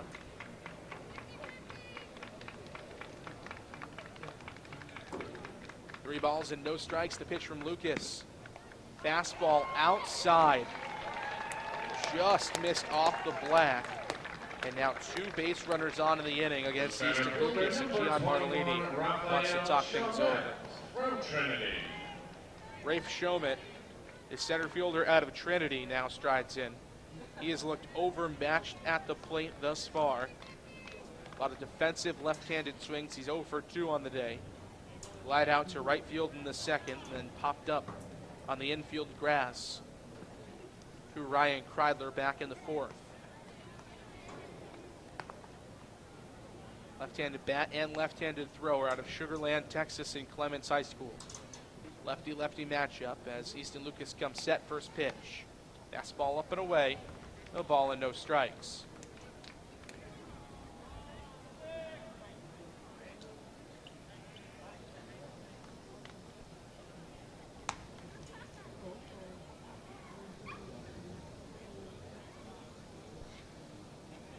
Ryan Kreidler out to the mound to talk things over with Easton Lucas now. We've really seen Kreidler kind of take more of a leadership role on the infield in terms of going to talk to pitchers and rallying his guys on the bump over the last couple of weeks. Short lead at second for Trey Jacobs as he dances there. Easton Lucas looks back a couple of times. 1-0. Fastball up and in. 2 balls and no strikes. Now 6 pitches in a row have missed out of the zone for Easton Lucas. We're going through a lefty-heavy part of the lineup here for Cotiut. And Lucas, the left-hander, typically you'd think has the statistical advantage against left-handed batters. 2-0. Fastball. Got it on the outside corner for a called strike, 2-1. Lucas, in 36 at-bats against left-handers, has allowed a .250 average. Meanwhile, against right-handers, that average is at .208, so he's actually got slightly reverse splits. Comes set belt tie is 2-1. Fastball popped up foul, and the count is even at 2 balls and 2 strikes. Cotiut has thus far left 4 base runners stranded against Ryan Garcia through the first 5 innings. And are 1 pitch in the strike zone from Easton Lucas away from stranding another 2 here in the 6th. Left-hander twists the white ball behind his back. He brings the black glove in front of his chest. Here's 2-2. Fastball swung on and drilled into center field. Jeremy Iden swivels his hips, steps back, now 3 steps in, and makes the catch for out number 3. Rafe Shomik continues to struggle. He's 0 for 3 on the day as he leaves 2 base runners stranded in the 6th for Cotiut. Kettleers get their first hit of the day, but strand Trey Jacobs at second. We're headed to the bottom of the 6th. Gatemen back to the bats when we come back here on WCTV.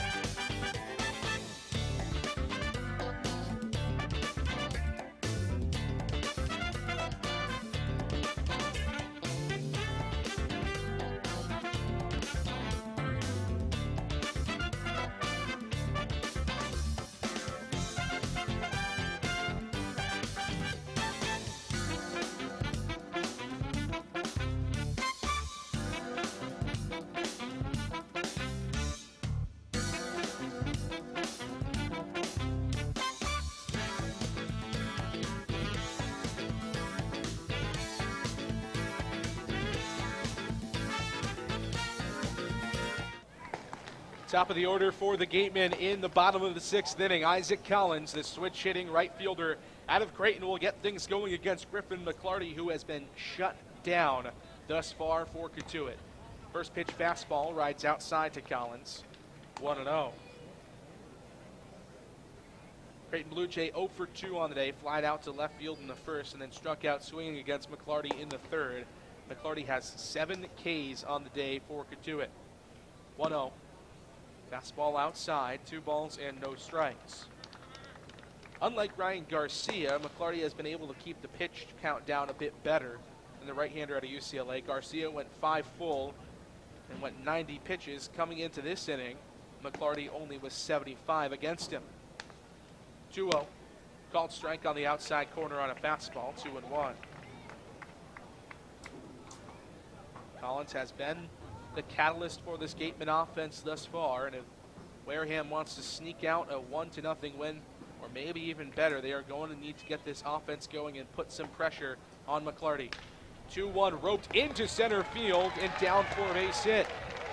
Isaac Collins on with a leadoff single. There's the catalyst when you need him.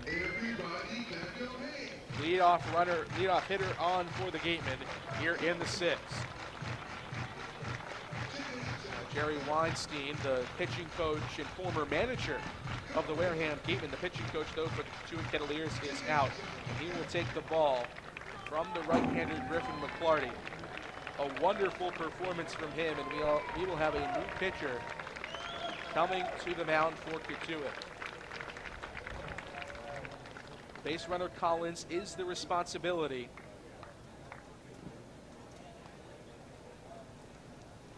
So the base runner Collins is the responsibility of the right-hander Griffin McClarty. And now the new pitcher into the game for Cotiut trots out to the mound. The left-hander out of Boston College, Joe Walsh. Walsh, 6'1", 230 pounds. A .568 ERA in 14 games out of the bullpen this year for Cotiut. In 19 innings, he's given up 23 hits, 12 runs, all of them earned, 6 walks and 18 strikeouts. And when I was talking to the Cotiut broadcasters, Sam Breach and Sam Niederman, before today's game, they said if there becomes a part of the lineup where lefties are heavy, you will likely see Joe Walsh out of the bullpen, and that is at the point we are at. Oliver Dunn and Austin Shenton are the next two batters coming to the dish for the Gatemen here in the 6th inning.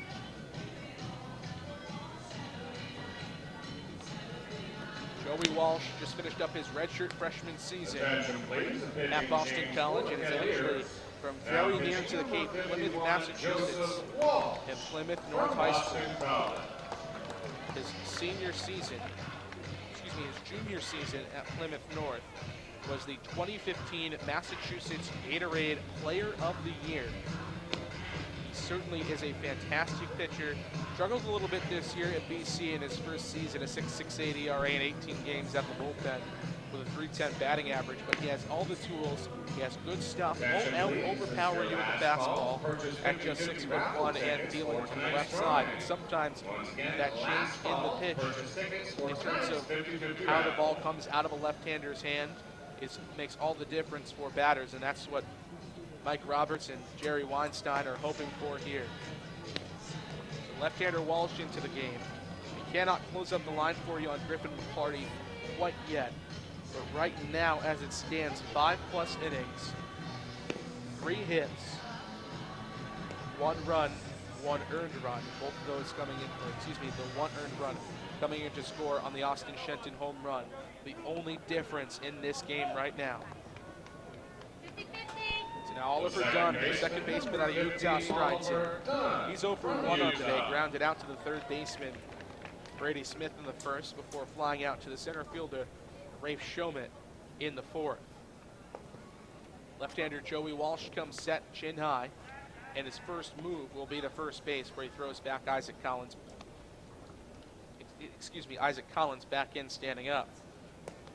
Collins on the season, the most dangerous base stealer on the Gateman roster, a Gateman team that does not steal a lot of bases. He's got 5 swept bags on the year. First pitch, Oliver Dunn tries to lay down a bunt, pulls it back on a fastball that misses outside. 1-0. Go down and stand. Donstead and electing to go small ball here with a good runner on at first and Isaac Collins. Oliver Dunn also with good speed, so if he gets down a good enough bunt, he could reach base, although the third baseman Brady Smith is way in on the infield grass. 1-0, lays down a bunt in front of the catcher. This will move the runner up to second. Dunn is put out 2-3 at first base, but the sacrifice bunt is a success as Isaac Collins is in scoring position with 1 out for Austin Shenton. So sack bunt 2-3 for Oliver Dunn will not count against him. Still is 0 for 2 on the day. Collins with good speed at second base, 180 feet away from scoring, as Austin Shenton, the third baseman, strides in. He's got the long home run in the 4th inning that has been the deciding factor thus far. First pitch from Joey Walsh to Austin Shenton. Fastball misses down and away. A ball and no strikes. Shenton 1 for 2, flied out to left field his first time around before the home run in the 4th. Walsh comes set. Third base side of the rubber, checks back at second where Isaac Collins dances. Pitch home to Shenton. Big rip and a miss, and a fastball down and away, 1-1. Fielder Peyton Burdick playing fairly in terms of depth. Everybody else straight up here for Shenton. 1 ball and 1 strike. Walsh comes set, checks back at second base. 1-1. Fastball, good stop on a down and away pitch from Zach Humphreys. Keeps Isaac Collins at second, but now ahead of the count, 2 balls and a strike is Austin Shenton.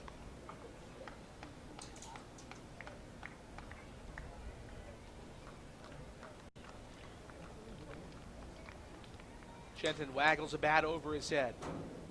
Walsh checks back at second base where Collins sits. He'll turn and look back Collins, who is back in, and now Cotiut has elected to go with a shift on here for Austin Shenton. Shift him to the full side with 3 infielders to the left of the second base bag.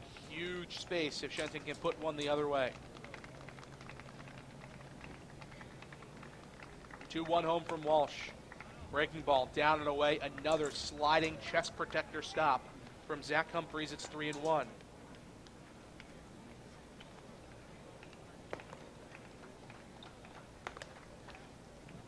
Three balls and a strike. Runner on at second base in scoring position is Isaac Collins. Moved over there after a single and a sacrifice bunt from Oliver Dunn. Joey Walsh on the mound, freshly into the game to face Shenton. 3-1. Fastball low, and Shenton is on with a 5-pitch walk. So although that does get a runner on, Austin Shenton trots down to first base, it does reintroduce the double play possibility for Cotiut, and the lefty specialist Joey Walsh is done. His day is over, and a new pitcher will come into the game for Cotiut. We knew that he would only come in to face left-handers. They saw part of the lineup that they were going to try to attack. That will do it for Joey Walsh here in the bottom of the 6th inning. New pitcher into the game, likely a right-hander here with Jeremy Idens, Gian Martellini, and Drew Millis due up for the Gatemen in the next couple of batters.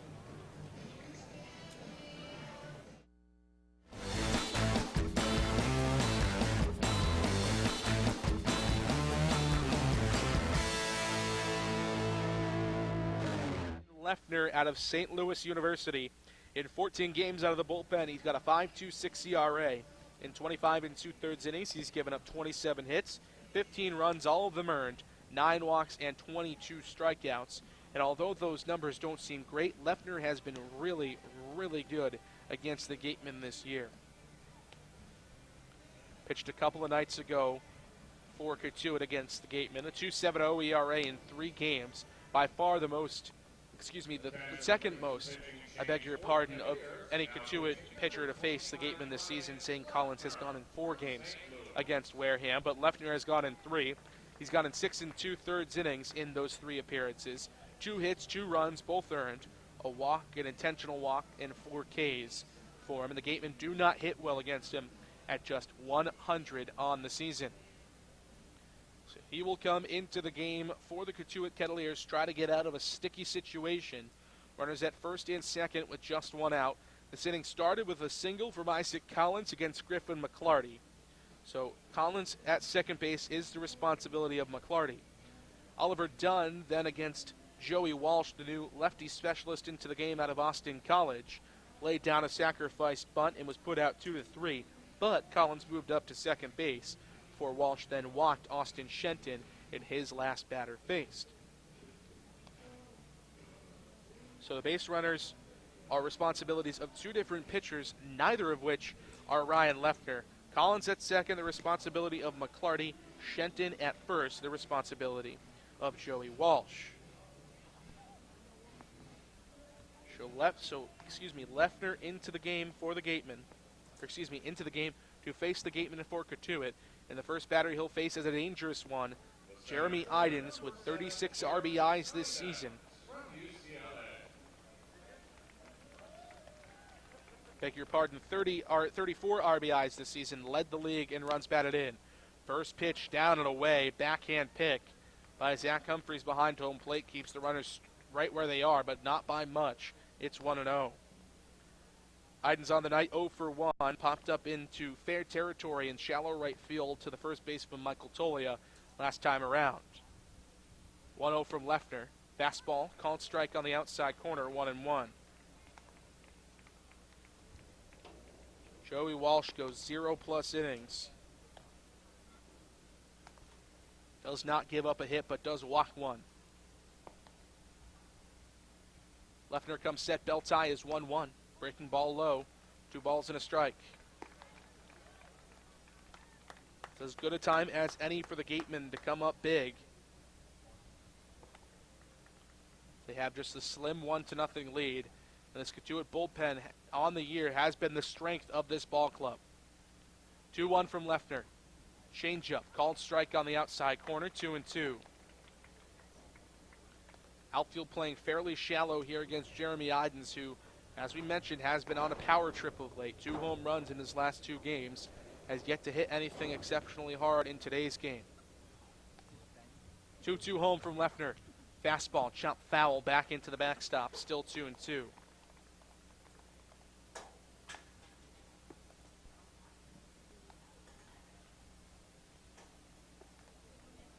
Idens waves the bat over the plate as he takes a deep breath.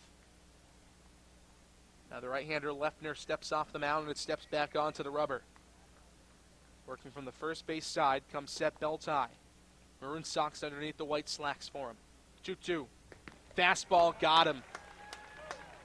Fastball up at the eyeballs, and Jeremy Idens chased it out of the zone. 2 gone in the 6th against Leffner. And now the Cotiut Kettleers killer, Gian Martellini, into the batter's box. He's 0 for 2 on the day. Reached on a fielder's choice in the 2nd, was stranded at 3rd base before flying out to center field in the 4th. And it was to deep left center field, nearly put another home run out. First pitch to him. Breaking ball up above the belt, 1-0.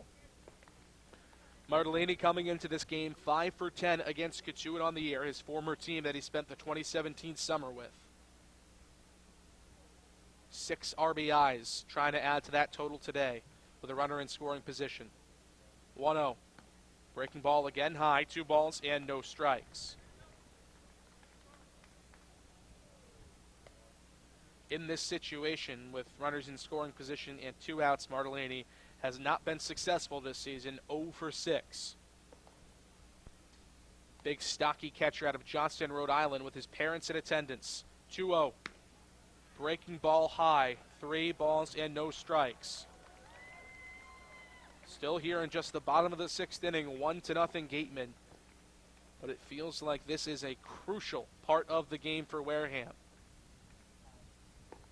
They have already left runners in scoring position once today. 3-0. Fastball taken all the way. It's a called strike on the outside corner, 3-1.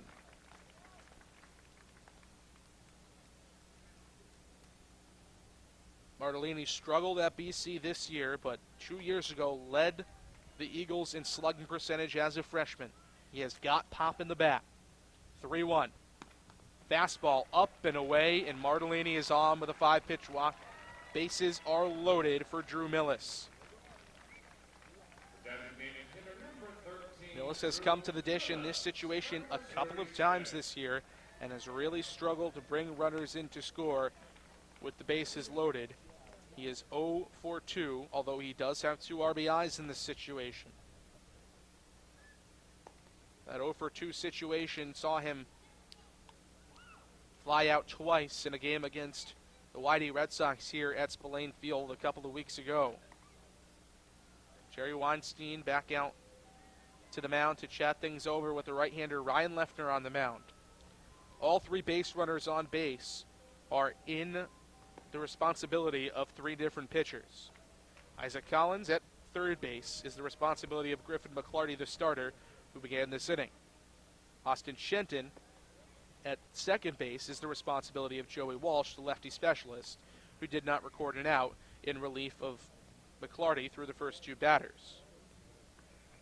And then Gian Martellini is the responsibility of Ryan Leffner. So bases loaded now for Drew Millis, switch hitter batting left. First pitch to the Missouri State Bear misses up and away, 1-0. 5 out of the last 6 pitches out of the hand of Ryan Leffner have not found the strike zone. Millis has 1 of the 3 Gatemen hits on the day, a single back in the 2nd. Another one here could score 2. 1-0. Fastball swung on and clipped foul. Back and left. A ball and a strike.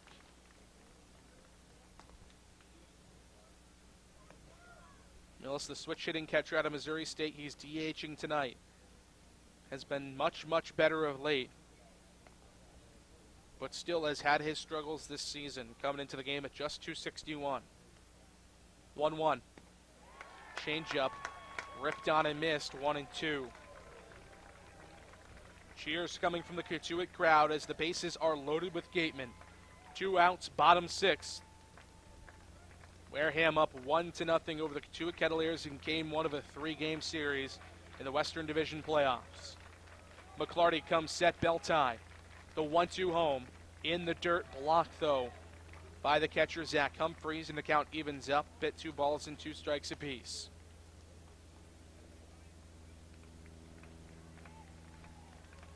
This inning all got started with a single from Isaac Collins, one of just 3 hits on the day for the Gatemen. A single for Drew Millis, a home run for Austin Shenton, and a single for Isaac Collins. Millis back of the batter's box. Waves a tan bat over the plate a couple of times. McClarty comes set, bell tie, his 2-2. Called strike 3 on the inside corner. Breaking ball out of the hand of Ryan Leffner, and the bases are left loaded for the Gatemen in the 6th. 3 pitchers to the bump in the inning for the Cotiut Kettleers, and they are able to strand the bases loaded full of Gatemen.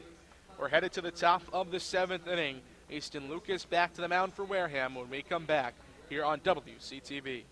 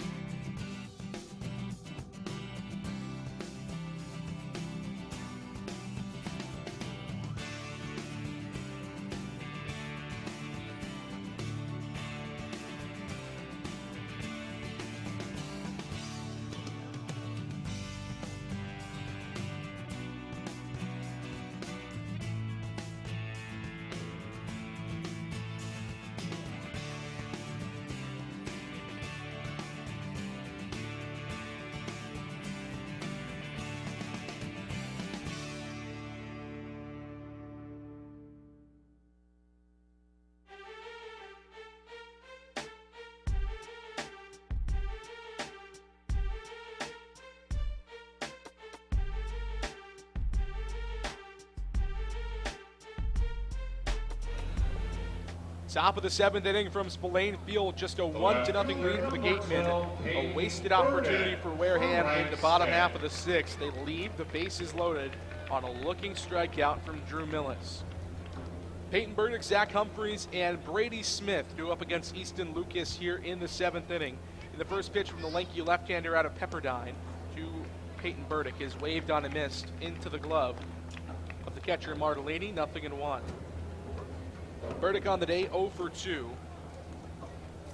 Strikeout swinging in the 2nd, then it popped up into shallow left field in the 4th. Swings and misses at another fastball, quickly 0-2.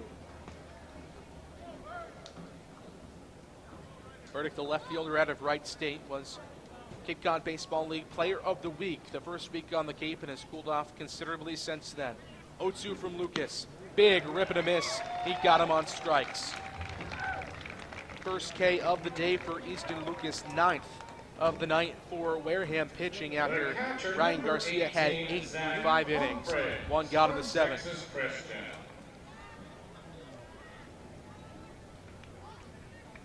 Haven't closed up the line on Ryan Garcia quite yet. Now we can. 5 innings, no hits, no runs, 8 strikeouts on 90 pitches.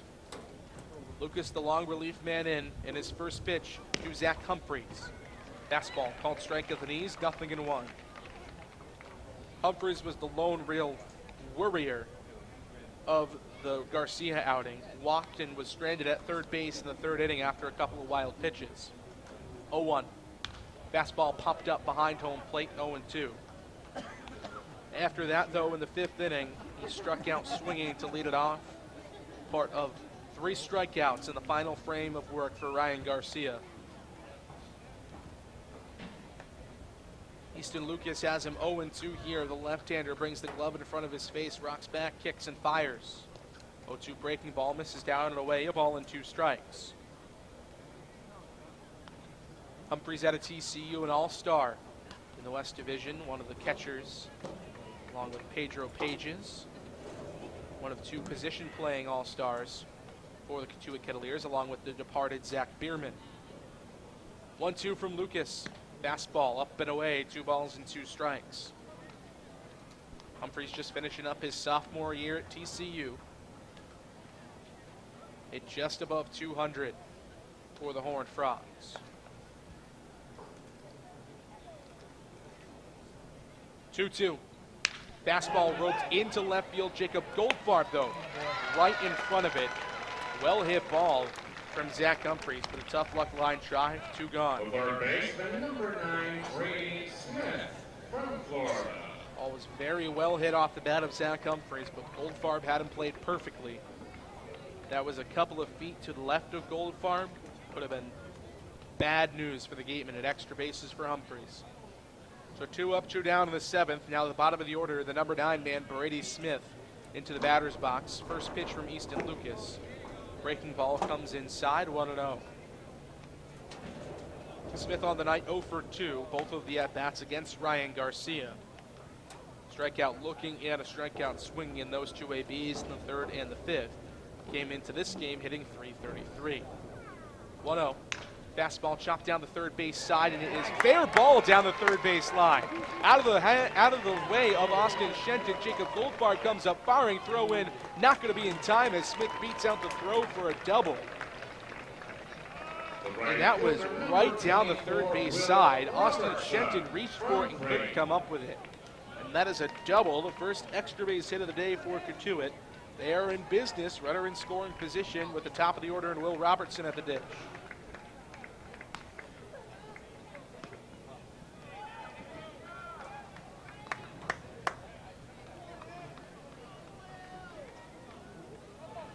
Two outs in the inning.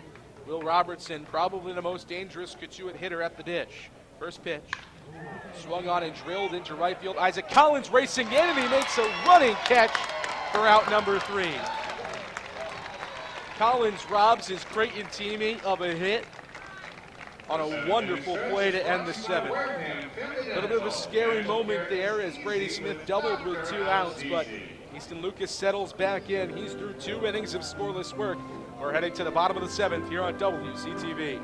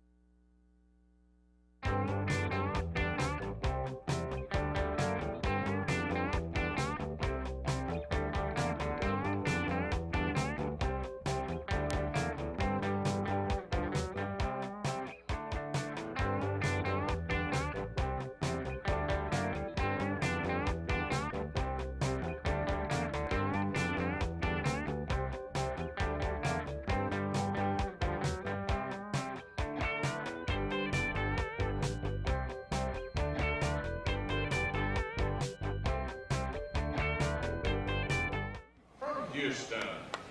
7-8-9 due up in the bottom of the 7th inning for the Gatemen here with a 1-0 lead over the Cotiut Kettleers. They stranded the bases loaded in the 6th. They'll try to get back on the right side of the offensive side of the ball here against Ryan Lefner. First pitch to Lyle Lockhart, a called strike on the inside corner, 0-1.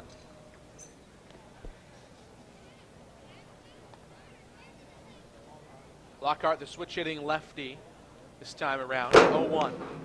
Another fastball taken for a called strike, 0-2.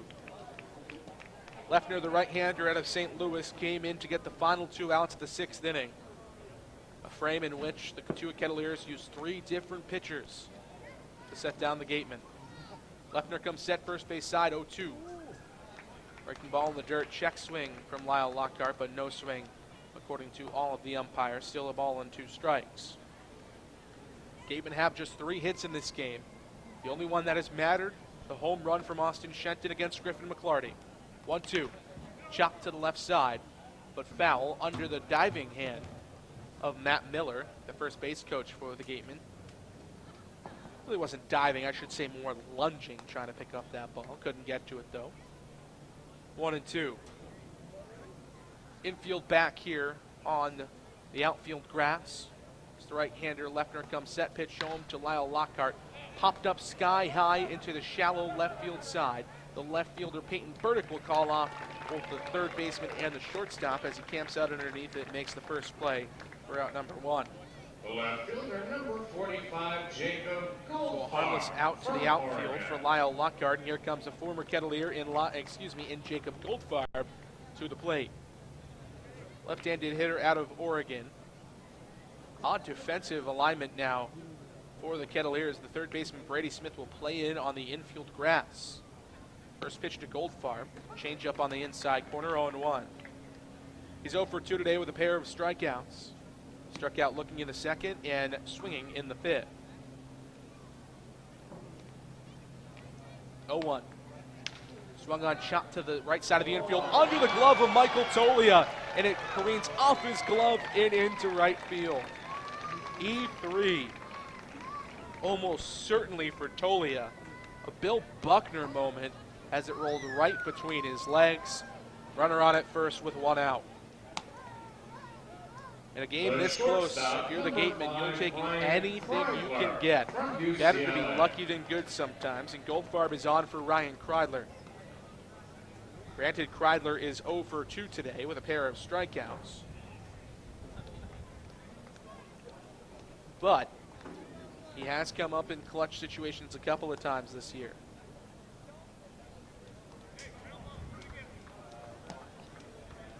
Leffner, the right-hander, working from the first base side of the rubber. Rocks back into his stretch and comes set belt high. Throw over to first, but back in on a scamper is Jacob Goldfarb. He calls time to tie his shoelaces up, one had come loose. Being held on there by his Pac-12 counterpart, the UCLA Bruin Michael Tolia, who just made the error that allowed Goldfarb to reach on a weakly, hit ground ball to the left side of the infield. Infield at double play depth here against Kreidler. Another throw over, but back in standing up is Goldfarb. Twin killing would end the inning, and Cotiut continues to go with pull side defensive alignments. The second baseman Corey Wood hugging the second base bag just to the left side of it from our vantage point. Now time is called by the home plate umpire, as Leffner was already well into his motion, had to pull off the mound before throwing a pitch. So Wood to the second base side of the bag, but just by a hair. Pitch home from Leffner. Change up, misses up and away, 1-0. Leffner is a guy that will use a lot of change-ups. The changeup might be the most effective pitch in baseball because it does come out looking so much like a fastball, and then just dives right away from the hitter. 1-0 from Leffner, Goldfarb off. Swung on a tap foul back to the backstop behind home plate. 1-1 on what looked like a hit and run. Goldfarb doesn't look like he'd be the fastest guy out there. However, he is second on this Gatemen team in stolen bases, tied for second along with Ryan Kreidler with 4 swiped bags on the year. Kreidler waves the bat over the plate a couple of times. A right-hander, Leffner set on the mound, the pitch home. Breaking ball, called strike on the outside corner, 1-2. Kreidler not terribly pleased with the call. Breaking ball just clipped the outer black. 1 ball and 2 strikes, 1 out in the inning. Top of the order, and Isaac Collins due back up next for the Gatemen. Leffner working from the stretch. Pitch home. Fastball outside, back pick down to first base, back in. Headlong into the pillow is Jacob Goldfarb. He had to scamper back on a nice back pick attempt from Zach Humphreys. But the count runs to 2 balls and 2 strikes. Bottom 7 from Spillane Field. Gatemen clinging to a 1-0 lead. Trying to add to it here. Just 1 out in the inning with a runner on at first in Goldfarb. Being held on there by Michael Tolia. Leffner, the right-hander on the mound, comes set. His pitch to the right-hander, Ryan Kreidler. Big swing and a miss. He's down on strikes for the 3rd time today. 3rd strikeout of the night for Ryan Leffner, 10th of the day for Cotiut pitching after 7 from Griffin McClarty, the starter. Now there are 2 gone for Isaac Collins. Collins, switch hitter, batting left out of Creighton. Started the day 0 for 2 before singling back up the middle in the 6th. Was stranded at 3rd base when the Gatemen left them loaded in the last inning. Play him to pull. Throw over. Jacob Goldfarb back in, standing up though. And Cotiut continues to shift here against the Gatemen. And that's because the Gatemen have not been able to prove them wrong that they shouldn't be shifting. Isaac Collins with a gigantic gap between the shortstop Mike Salvatore and the 3rd baseman Brady Smith. First pitch from Leffner. Fastball ripped down the right field line, and that will get down and in for a hit. Jacob Goldfarb up around 2nd. He will cruise into 3rd. Isaac Collins up to 2nd with a double. And the Gatemen are in business once again. A double for Isaac Collins, his 2nd hit of the day. And now runners at 2nd and 3rd with 2 outs. Oliver Dunn laid down a sacrifice bunt his last time around. He will not have that ability this time with 2 outs. Goldfarb on at 3rd, Isaac Collins on at 2nd, both with good speed. The top 2 base stealers on this Gatemen roster. Oliver Dunn, the left-hander, against Ryan Leffner. First pitch from the St. Louis Billikens. This is up and away. No ball and no strikes. Very similar situation to what we had the last time the Gatemen came to the plate. 2nd and 3rd, 2 outs. John Martellini then walked to load the bases before Drew Millis struck out looking to end the inning.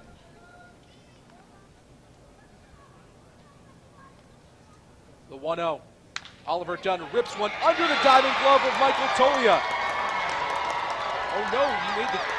And it's into right field, and both runs are going to score. A 2-run single for Oliver Dunn. The way Michael Tolia got up, it looked like he made the catch, but it sneaks under his glove into right field, and Oliver Dunn comes up huge. A 2-run single in the 7th, and the Gatemen lead it 3-0. The crowd is fired up here at Spillane Field. 2 RBIs, only one of them will be earned as Jacob Goldfarb reached on an error. But the inning continues, and the Gatemen take a massive, and it seems massive not only in just momentum for the Gatemen to take this 3-0 lead, but also because Cotiut has been able to put together nothing offensively as Austin Shenton comes to the dish. First pitch breaking ball, misses down and in, a ball and no strikes. It's a well-hit ball from Oliver Dunn, who continues to be such a crucial piece in this Gatemen lineup. It's very hard to tell which cheers those were, whether it be from Gatemen fans or Cotiut Kettleers fans. 1-0 is ripped foul down the right field line. 1-1. Shenton is 1 for 2 today, walking his last AB in the 6th after the solo home run in the 4th. Gatemen lead it 3-0 with 2 outs in the 7th inning. Ryan Leffner on the mound.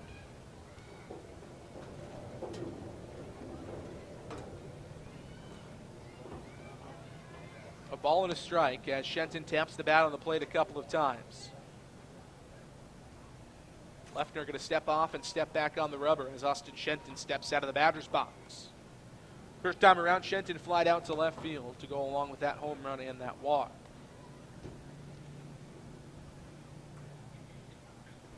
One from Lefner. Rip and a miss at a changeup on the outside corner, 1-2. Lefner going back to the bread and butter that has done him so well in this game and in the season. Is a change-up pitcher through and through. A ball and 2 strikes. The right-hander comes set, belt tie. Short lead off first for Oliver Dunn. Pitch home to Austin Shenton. Runner goes. Oliver Dunn scampering towards second. Throw down, and he is in under the tag. Mike Salvatore started running off the field like he had tagged Oliver Dunn out.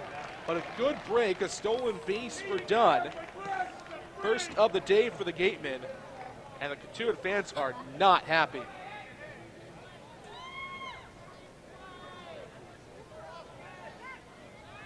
Two balls, 2 strikes, 2 outs. Runner in scoring position again. Another single into the outfield for the Gatemen could score Oliver Dunn from second base. He's probably the 2nd or 3rd fastest guy on this team. Behind or tied with Skylar Hunter, who is not in the game today for Wareham, and Isaac Collins, who just came in to score on Oliver Dunn's single. 2-2 to Shenton.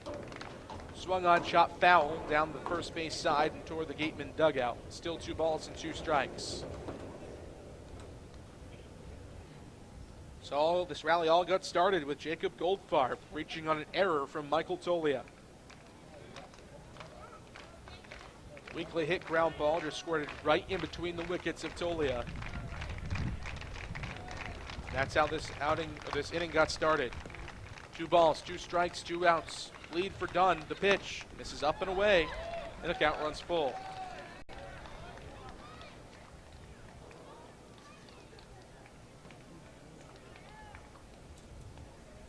Right-hander Lefner takes a deep breath on the mound. Austin Shenton does the same in the batter's box. Right-hander Lefner comes set, belt tie. Dunn dancing around at second. 3-2 offering. Down and in. Full count walk to Austin Shenton, inning alive for the Gatemen in the 7th. Shenton on base for the 3rd time today, and the first on the home run. Back-to-back walks for him now in the 6th and in the 7th. And a little mound meeting now for Cotiut. And Jerry Weinstein will join him as well.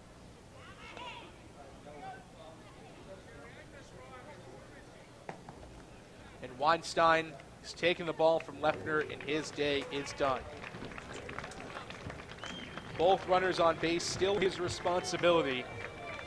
He goes through 1 1/3 innings and lets the Gatemen take more than that 1-0 lead that they had held since the 4th. New pitcher into the game for Cotiut. It'll be another right-hander for the Kettleers here in the 7th.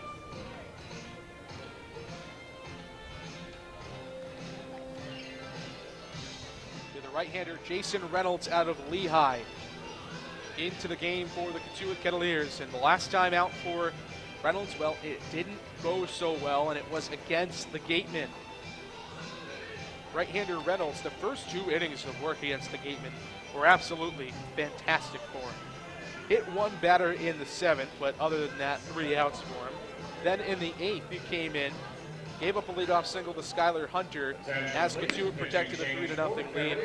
And a 6-4-3 double play at the hands of Isaac Collins and a ground out for Oliver Dunn. Then in the 9th, things got hairy, and they got hairy quick.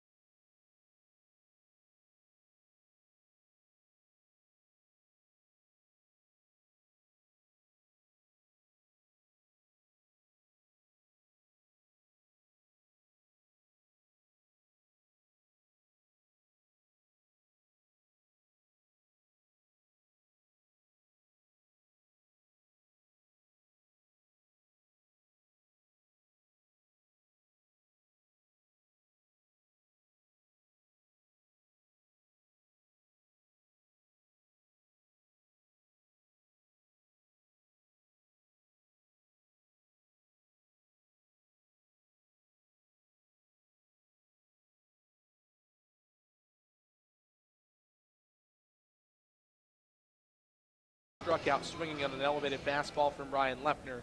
Although he is the best RBI guy in the league this year, has 34 runs batted in. Coming up in a big, big situation here. Iden's at 300 this season with runners in scoring position and 2 outs. He's got 20 plate appearances, so a fairly large sample size. First pitch from Jason Reynolds, breaking ball popped up foul down the right field side, 0-1. In those 20 ABs, he's hit a home run, and he's also got 11 RBIs, the most out of any Gatemen player with runners in scoring position with 2 outs. The next best is 6 for Isaac Collins. Reynolds, the right-hander out of Lehigh, comes set, working from the first base side of the rubber. Brings the glove to his chest, his 0-1. Breaking ball, called strike on the outside corner, 0-2. Dunn at second, Shenton at first. Dunn delivering the 2-run single that has really let the Gatemen go out in front of this game and start to pull away just ever so slightly with a 3-0 lead. The 0-2 to Idens. Fastball popped up on the infield. Corey Wood tracking it in toward the infield grass, and he camps out underneath it and makes the play for out number 3. Back-to-back innings now, the Gatemen have stranded a runner in scoring position. The difference, though, a 2-run single from Oliver Dunn in the 7th. Wareham a 3-0 lead. To the 8th we go here on WCTV.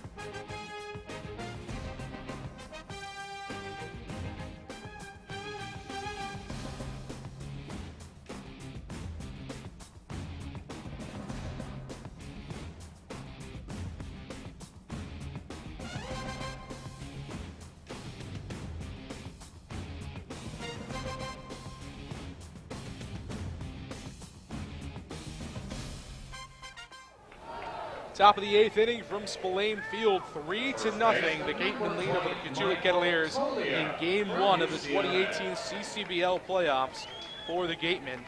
Easton Lucas back to the mound for his 3rd inning of work. He'll do battle with Michael Tolia.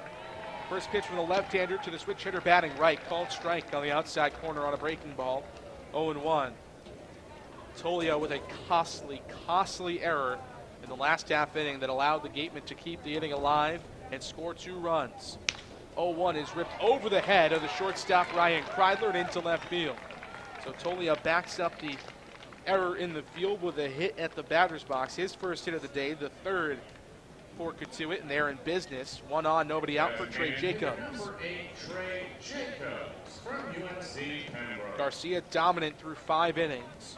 Through 90 pitches, though, Ryan Garcia, the starter. 8 strikeouts, but through 90 pitches, so he had to come out. And then Easton Lucas comes in. This was always the plan, to have the 2 All-Stars go back-to-back and try to get a 1-game lead heading into the game tomorrow at Cotiut.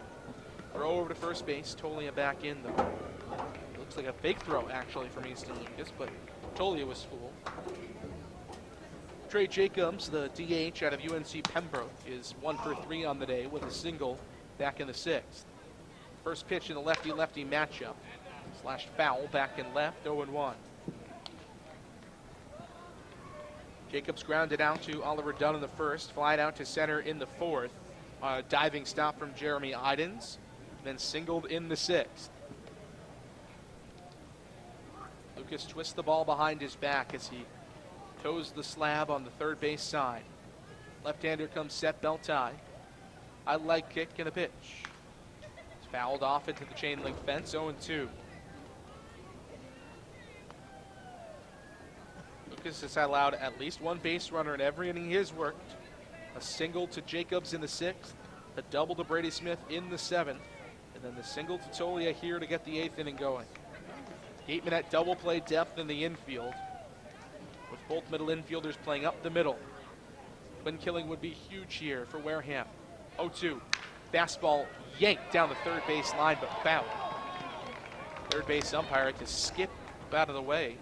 A little skip to my Lou for him. But it is foul, 0-2.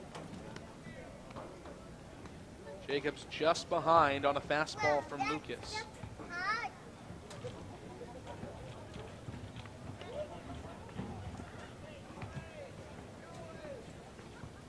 No balls in 2 strikes. Runner at first is Tolia, being held on there by his fellow first baseman, Lyle Lockhart. 0-2 from Lucas. Breaking ball outside corner, but it was low, 1-2. Good pitch from Easton Lucas with 2 strikes and some room to work. Very tough pitch to lay off via Trey Jacobs. Again, infield double play depth. Left-hander Lucas comes set. Chest tie, the 1-2. Low once more, check swing, no swing though. 2-2. Claps coming in from the Gatemen faithful down the third base side.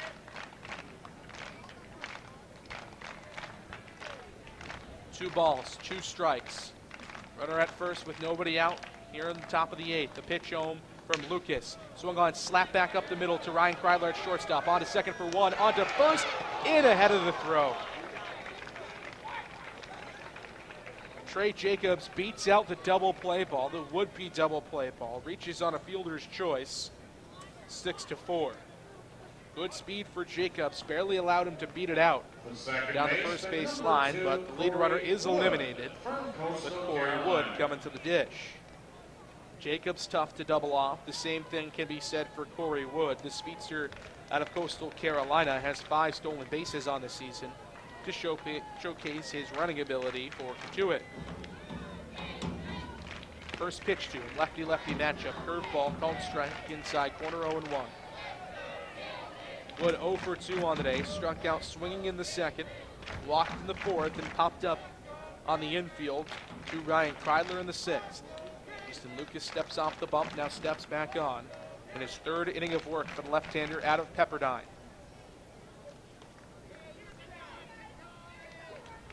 Short lead at first for Jacobs. He's a threat to run. 0-1. Fastball up and away, a ball and a strike.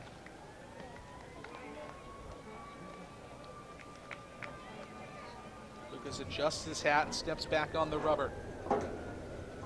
Outfield playing fairly shallow against the contact hitter Wood.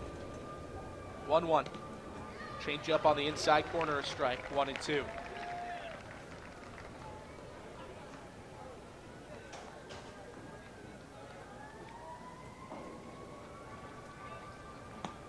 Smoke filtering in over the infield from the snack shack here at Spillane. A 1-2 from Lucas.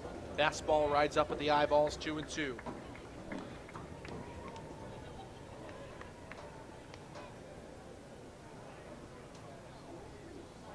.48 pitches in the 3rd inning of work now for Easton Lucas. He has labored a bit, has been pushed into heavy counts. Here's the 2-2. Fastball, called strike 3 on the outside corner. Corey Wood goes down looking, 2 gone in the 8th.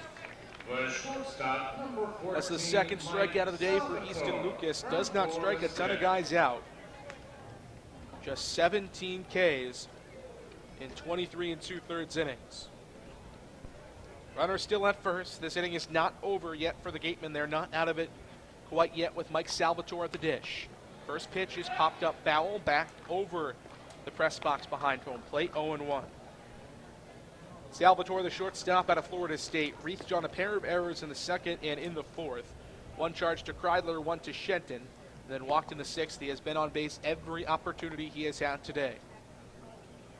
Down 0-1. Trey Jacobs at first. He's off with the pitch. Pitch misses outside. Throw down to second base, and he got him at second. Caught stealing 2-4, and that ends the eighth on a picture-perfect throw from Gian Martellini. Easton Lucas ends up facing the minimum in the eighth. We head to the bottom half. Gatemen trying to tack on a couple of insurance runs when we come back on WCTV.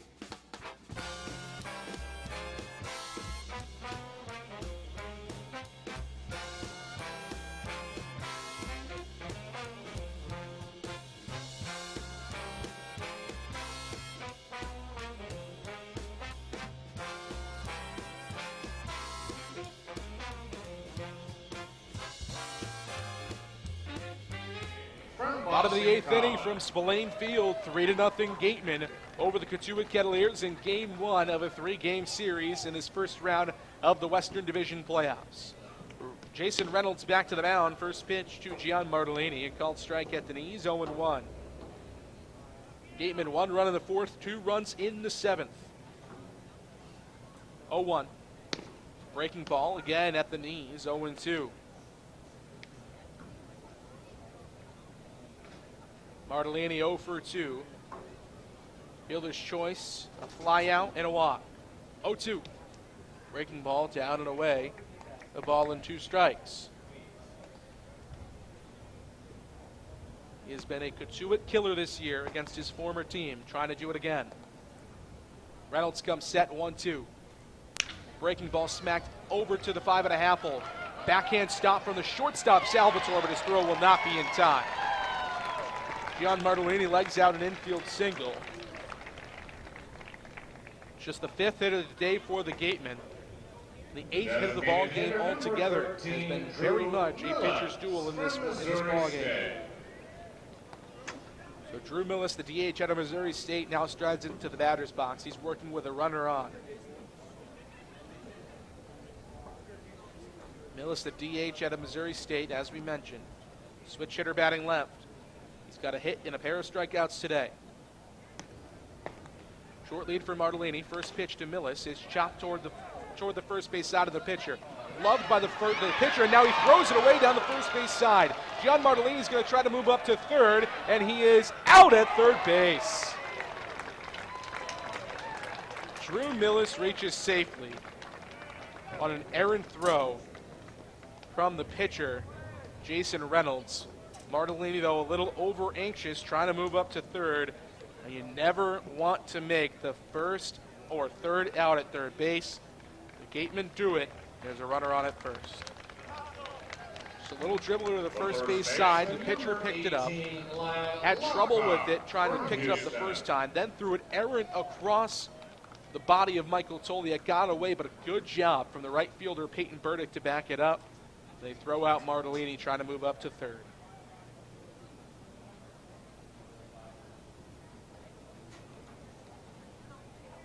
So now 1 out with Lyle Lockhart in the batter's box and a runner on at first.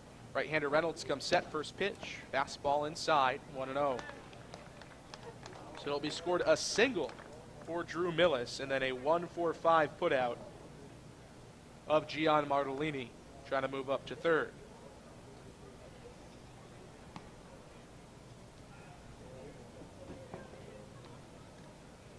Ball and no strikes, pitch from Reynolds. Swung on and missed, and then trying to move up on a stolen base. Is Drew Millis. He tried to dive in head first, but that doesn't work. It's Spillane caught stealing 2-6. So now 2 base running faux pas have run the Gatemen out of base runners, and it's a 1-1 count against Lyle Lockhart.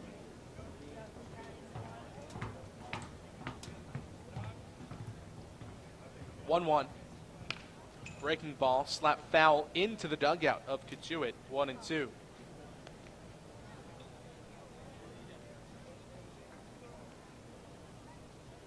One ball and 2 strikes, 2 outs in the bottom of the 8th. Gatemen trying to add a couple of insurance runs. They lead it 3-0 right now over the Cotiut Kettleers. 1-2. Fastball, tip foul. Looked like originally Zach Humphreys held onto it, but it clips out of his glove.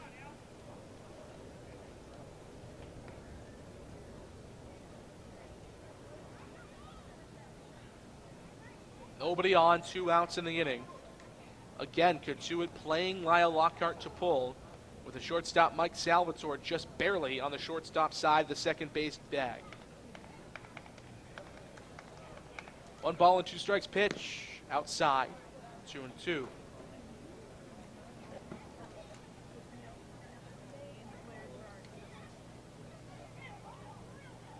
Reynolds working quickly, dips his hands, kicks and fires a 2-2 pitch. Lockhart chops it to the first base side, but it's gloved by the second baseman, Corey Wood. Sidearm throw to first in time on a 4-3 put out to end the 8th. Gatemen run themselves out of a couple of base runners in the 8th, but Cotiut is down to their final 3 outs as we head to the 9th here on Wareham Community Television.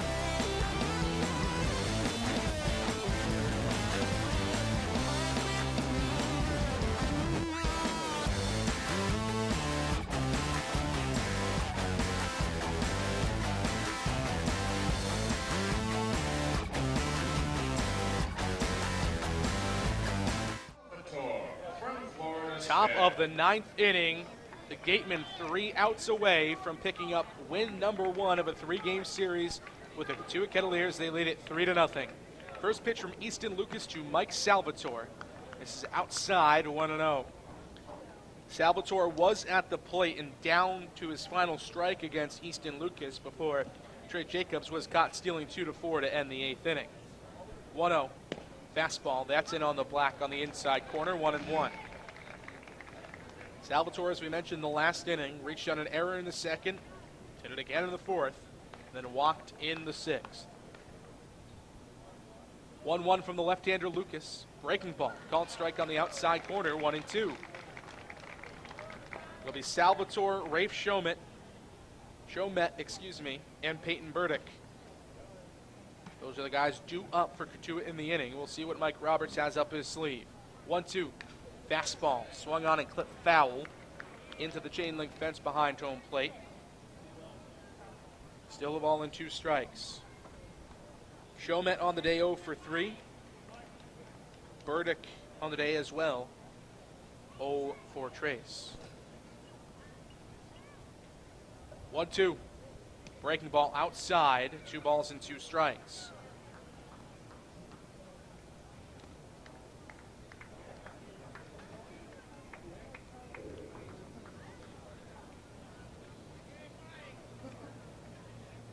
Two balls and 2 strikes. The pitch from Easton Lucas.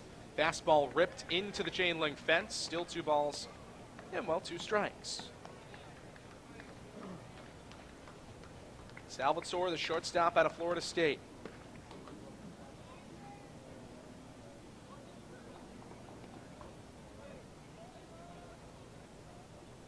Another 2-2 from Lucas. Breaking ball, missed up, check swing. Appealed down to the first base umpire. No go.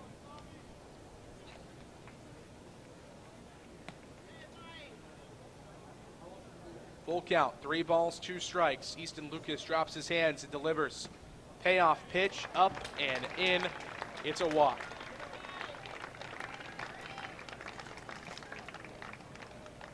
The center fielder, number 21, Raphael Chomet from Trinity.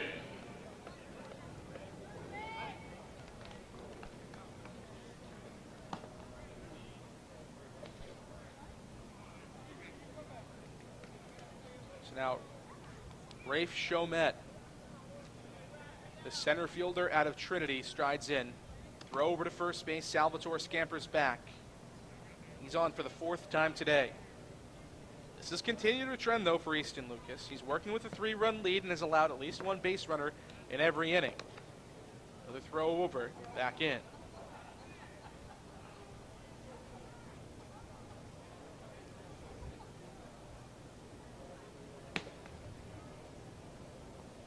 Still a pitch yet to be thrown, to Rafe Chomet, the center fielder out of Trinity, D3 University in Texas.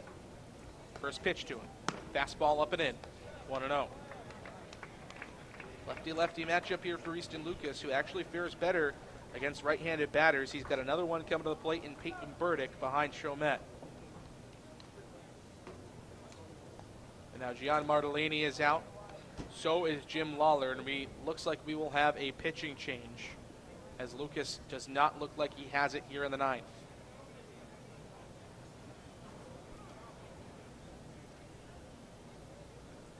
Looked like Lawler had made the point down to the bullpen. Still nobody has emerged quite yet. But he makes another point, and we will have a new pitcher in this game. Summer grilling like 100% beef franks. These franks are made of hand-trimmed beef with that old-fashioned snap when you bite into them. Deaton Watson, it's a family thing.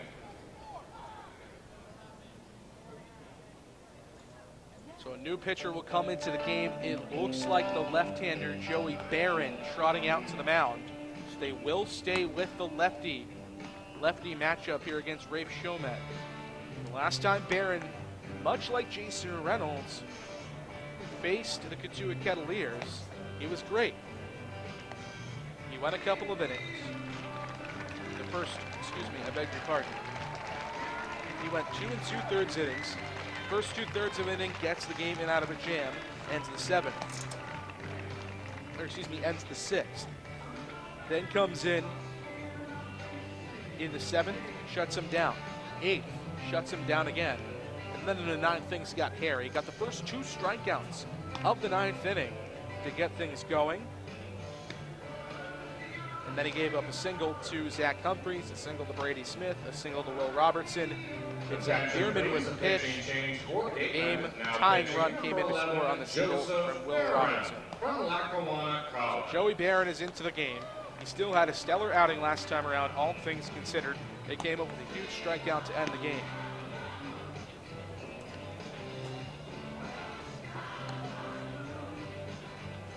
Joey Barron on the season, the D2 pitcher of the year, according to the Region 19 Baseball Committee. Out of Lackawanna College, has still yet to decide where he will spend his final year of collegiate eligibility, but he has been masterful for the Gatemen this year. A 1.35 ERA in 4 games. He's gone 6 2/3 innings, given up 6 hits, 2 runs, only one of them earned. has yet to walk a batter and has 10 strikeouts. He will be coming into the game with a 1-0 count against Rafe Chomet, the center fielder out of Trinity. Chomet is 0 for 3 today, flying out to right field to Isaac Collins in the second, popped up to Ryan Kreidler on the infield grass in the fourth at shortstop, and then flied out to center field on a pretty well hit ball to Jeremy Idens in the sixth. Joey Barron, the left-hander out of Lackawanna, and he throws hard. Not a big guy, about 5'10" or so, 5'11" on a good day, but he throws in that 91 to 92, maybe 93, touching up there kind of range, and he has good hard stuff, a good hard breaking ball, and a good changeup.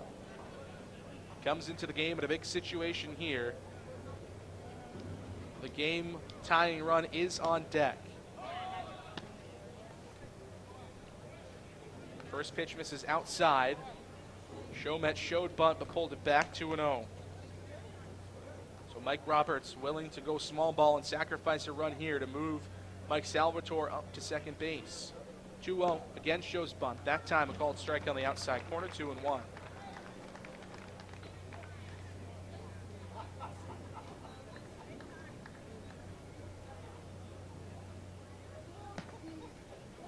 Two balls and a strike to count. Barron comes set, chest ties, 2-1. Fastball again, outside corner, 2-2. Line back from a 2-0 hole to even it up at 2 balls and 2 strikes. Still a little bit of action in the Gatemen bullpen. Lyle Lockhart holding on. The runner at first, Mike Salvatore. Barron comes set, chest tie again, 2-2 home. Breaking ball is swung on and popped up into left field. Jacob Goldfarb comes in.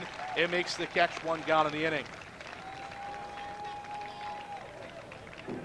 The left fielder, number 12, Peyton Burdett, from right stay. So now Peyton Burdick strides in, left fielder out of Wright State. Power in the bat, can't say that enough. 5 home runs this season. Infield at double play depth, and Burdick has decent speed. Might be a little bit tough to double off. First pitch to him. Breaking ball, the inside corner, called strike, 0-1. Burdick on the day, though, 0 for 3, struck out swinging in the second. Popped up to Ryan Kreidler in shallow left field in the fourth, and then struck out swinging in the seventh. 0-1. Fastball low, a ball and a strike. Salvatore on at first base. Got there on a leadoff walk out of the hand of Easton Lucas. He is the responsibility of Lucas. Barron peers into the sign from Gian Martellini. Now Peyton Burdick asks for time.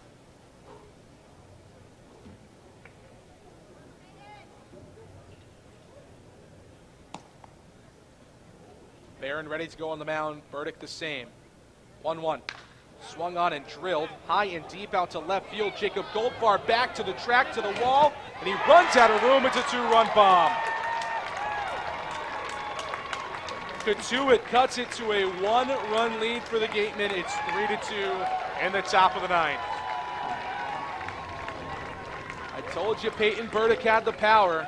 6th home run of the season for the Wright State product. He touches home, and it's a much less comfortable game. 3-2 in the ninth. 6th home run of the year for Burdick. 1 run will go to the ledger The catcher, number 18, of Easton Lucas. The other will go to the ledger of the left-hander Joey Barron, who gave it up. So now Zach Humphrey strides in, team down by just 1 here in the 9th inning. Right-handed bat is 0 for 2 on the day. He'll walk in the 3rd. First pitch, fastball, called strike outside corner, 0-1.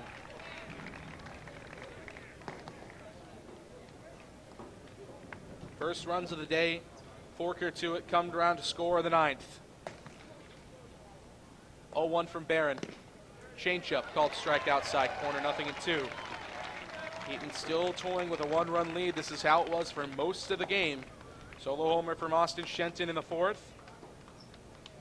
2 runs more in the 7th, but for most of the game, this has been a 1-run lead, and the Gatemen have gotten out of it. 0-2. Breaking ball, swung on and missed. humongous strikeout for Joey Barron. First strikeout of the day for the left-hander out of Lackawanna. That is the 13th of the day. For the Gatemen, I should say the 11th, I beg your pardon. And Cotiut is down to their final out with Brady Smith coming to the dish. Gian Martellini out to chat things over with Barron. They have to get just one more out for the Gatemen to go up 1 game to none. A pinch hitter for the Kettleers. Now batting number 6, Adam Oviedo. There'll be a pinch hitter here. Adam Oviedo out of TCU will stride in. So Brady Smith is done, although he did have a double in his last time at the dish. Mike Roberts going with something else here against the lefty Barron. First pitch fastball in the dirt, 1-0.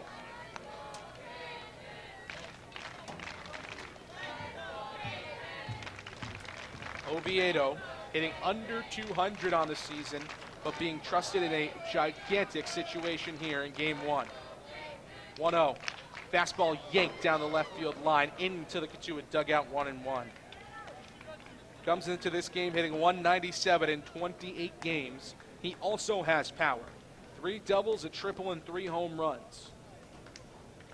Hit 4 out over the Green Monster at the Fenway workout. He has a ton of pull power for a short guy and a shortstop for that matter. 1-1 from Barron. Fastball low, 2-1. And I say this game 1 is so important because since 2010, when the playoff situation was rehashed in the CCBL, and 4 teams made the playoffs from each division, 75% of Game 1 winners have gone on to win their series. 2-1, roll back up the middle and into center field. The game-tying run is on at first. Oviedo does his job, and another great hitter in Will Robertson is coming to the plate. Robertson is 0 for 4 on the day, but this is not a guy you keep down for long. He struck out in the first, flied out to right in the third, struck out in the 5th, and then flied out to right in the 7th as well. Isaac Collins, his Creighton teammate in right field, robbed him of a hit in the 7th. Joey Barron, the left-hander out of Lackawanna on the mound, came into this game and gave up a 2-run homer to Peyton Burdick in the second batter he faced. Struck out Zach Humphreys after that and then gave up the single to Oviedo. As Gian Martellini comes out to the mound to chat things over and how they're going to attack Robertson. Thus far, it has been the outside pitch to left-handers that has been successful for the Gatemen. That has been where the strike zone has been. That has been where their success has been against lefties. Barron peers in for the sign. Comes set chest high. First pitch. Fastball chopped to the left side, right side of the infield. Backhand stop by Oliver Dunn, and he airmails a flip over the head of the shortstop, Ryan Kreidler, at second. Everybody's safe. Everybody is safe, and this game is still alive.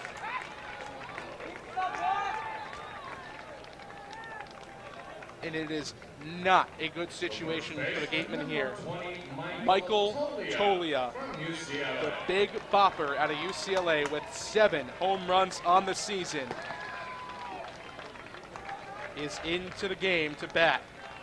That'll be a single for Will Robertson. No error charge to Oliver Dunn on a well-hit ball back up the middle.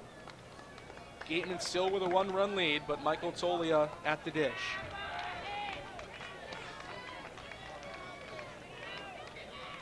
Joey Barron stares in, switch hitter batting right, Tolia. He singled at his last at-bat. First pitch is yanked down the left field line, but foul. 0-1 to the UCLA Bruin, who is 1 for 4 on the night. Lined out hard to Lyle Lockhart in the first, struck out looking in the third. Popped up to Oliver Dunn on the infield in the 6th, and then singled into right field in the 8th inning. Tolia, 6'5", out of Gig Harbor, Washington. Waves it back flat over the plate. The 0-1. Breaking ball low, 1-1.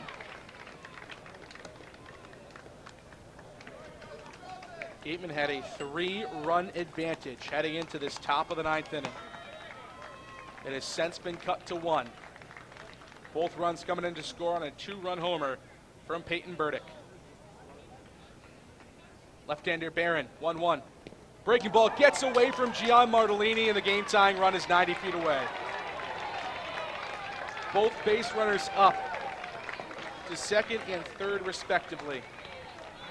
Adam Oviedo up to third, and Will Robertson up to second.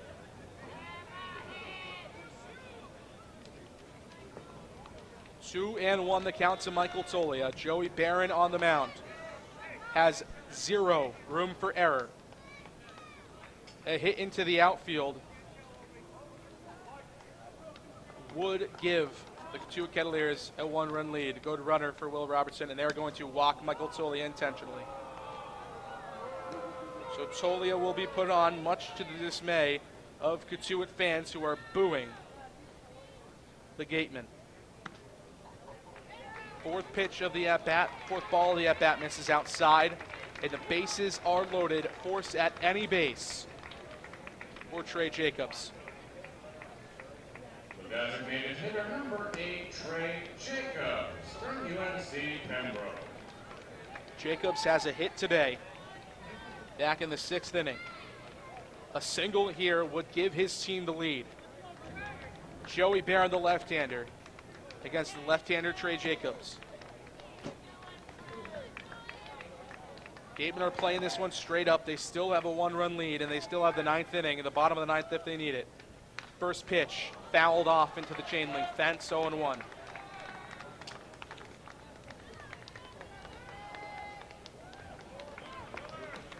Jacobs out of UNC Pembroke, a Division II school, a late addition to the Cotiut roster, could come up as hero for the Kettleers here in the 9th. 0-1. Fastball again foul, 0-2. Gatemen not out of the woods yet. The Gatemen faithful to their feet on the third base side. I beg your pardon, on the first base side. Barron one strikeout away and one pitch in the strike zone away from ending it. No balls, 2 strikes, bases loaded, up 1 for the Gatemen. The pitch home from Barron is swung on, chopped to the right side. Austin Shenton will fire to second, and he is out at second base. They got him at second. Tolia is livid, but this game is over. Austin Shenton 5-4 on the gutsiest play of the year, and the Gatemen win it 3-2 in the top of the 9th. It was not an easy win for the Gatemen, but they pull it out in the 9th inning. The winning pitcher, Ryan Garcia. The save to Joey Barron, he nearly blew it. The Gatemen pull out a miraculous 3-2 win. Somehow, in regulation over the Cotiut Kettleers, they take a 1-0 lead to Lowell Park in Cotiut tomorrow, where a win would put them on to the Western Division Championship Series. Oh my, what a way to start the playoffs for the Wareham Gatemen. Absolutely unbelievable end to this game. That is the gut and grit and wherewithal of this Gatemen team. They win it 3-2 in 9 innings here at Spillane Field, and that'll do it for us here at WCTV. For everybody involved in today's broadcast, I'm JD Rachi saying so long. We'll talk to you possibly on Tuesday if a Game 3 is necessary. We will talk to you then.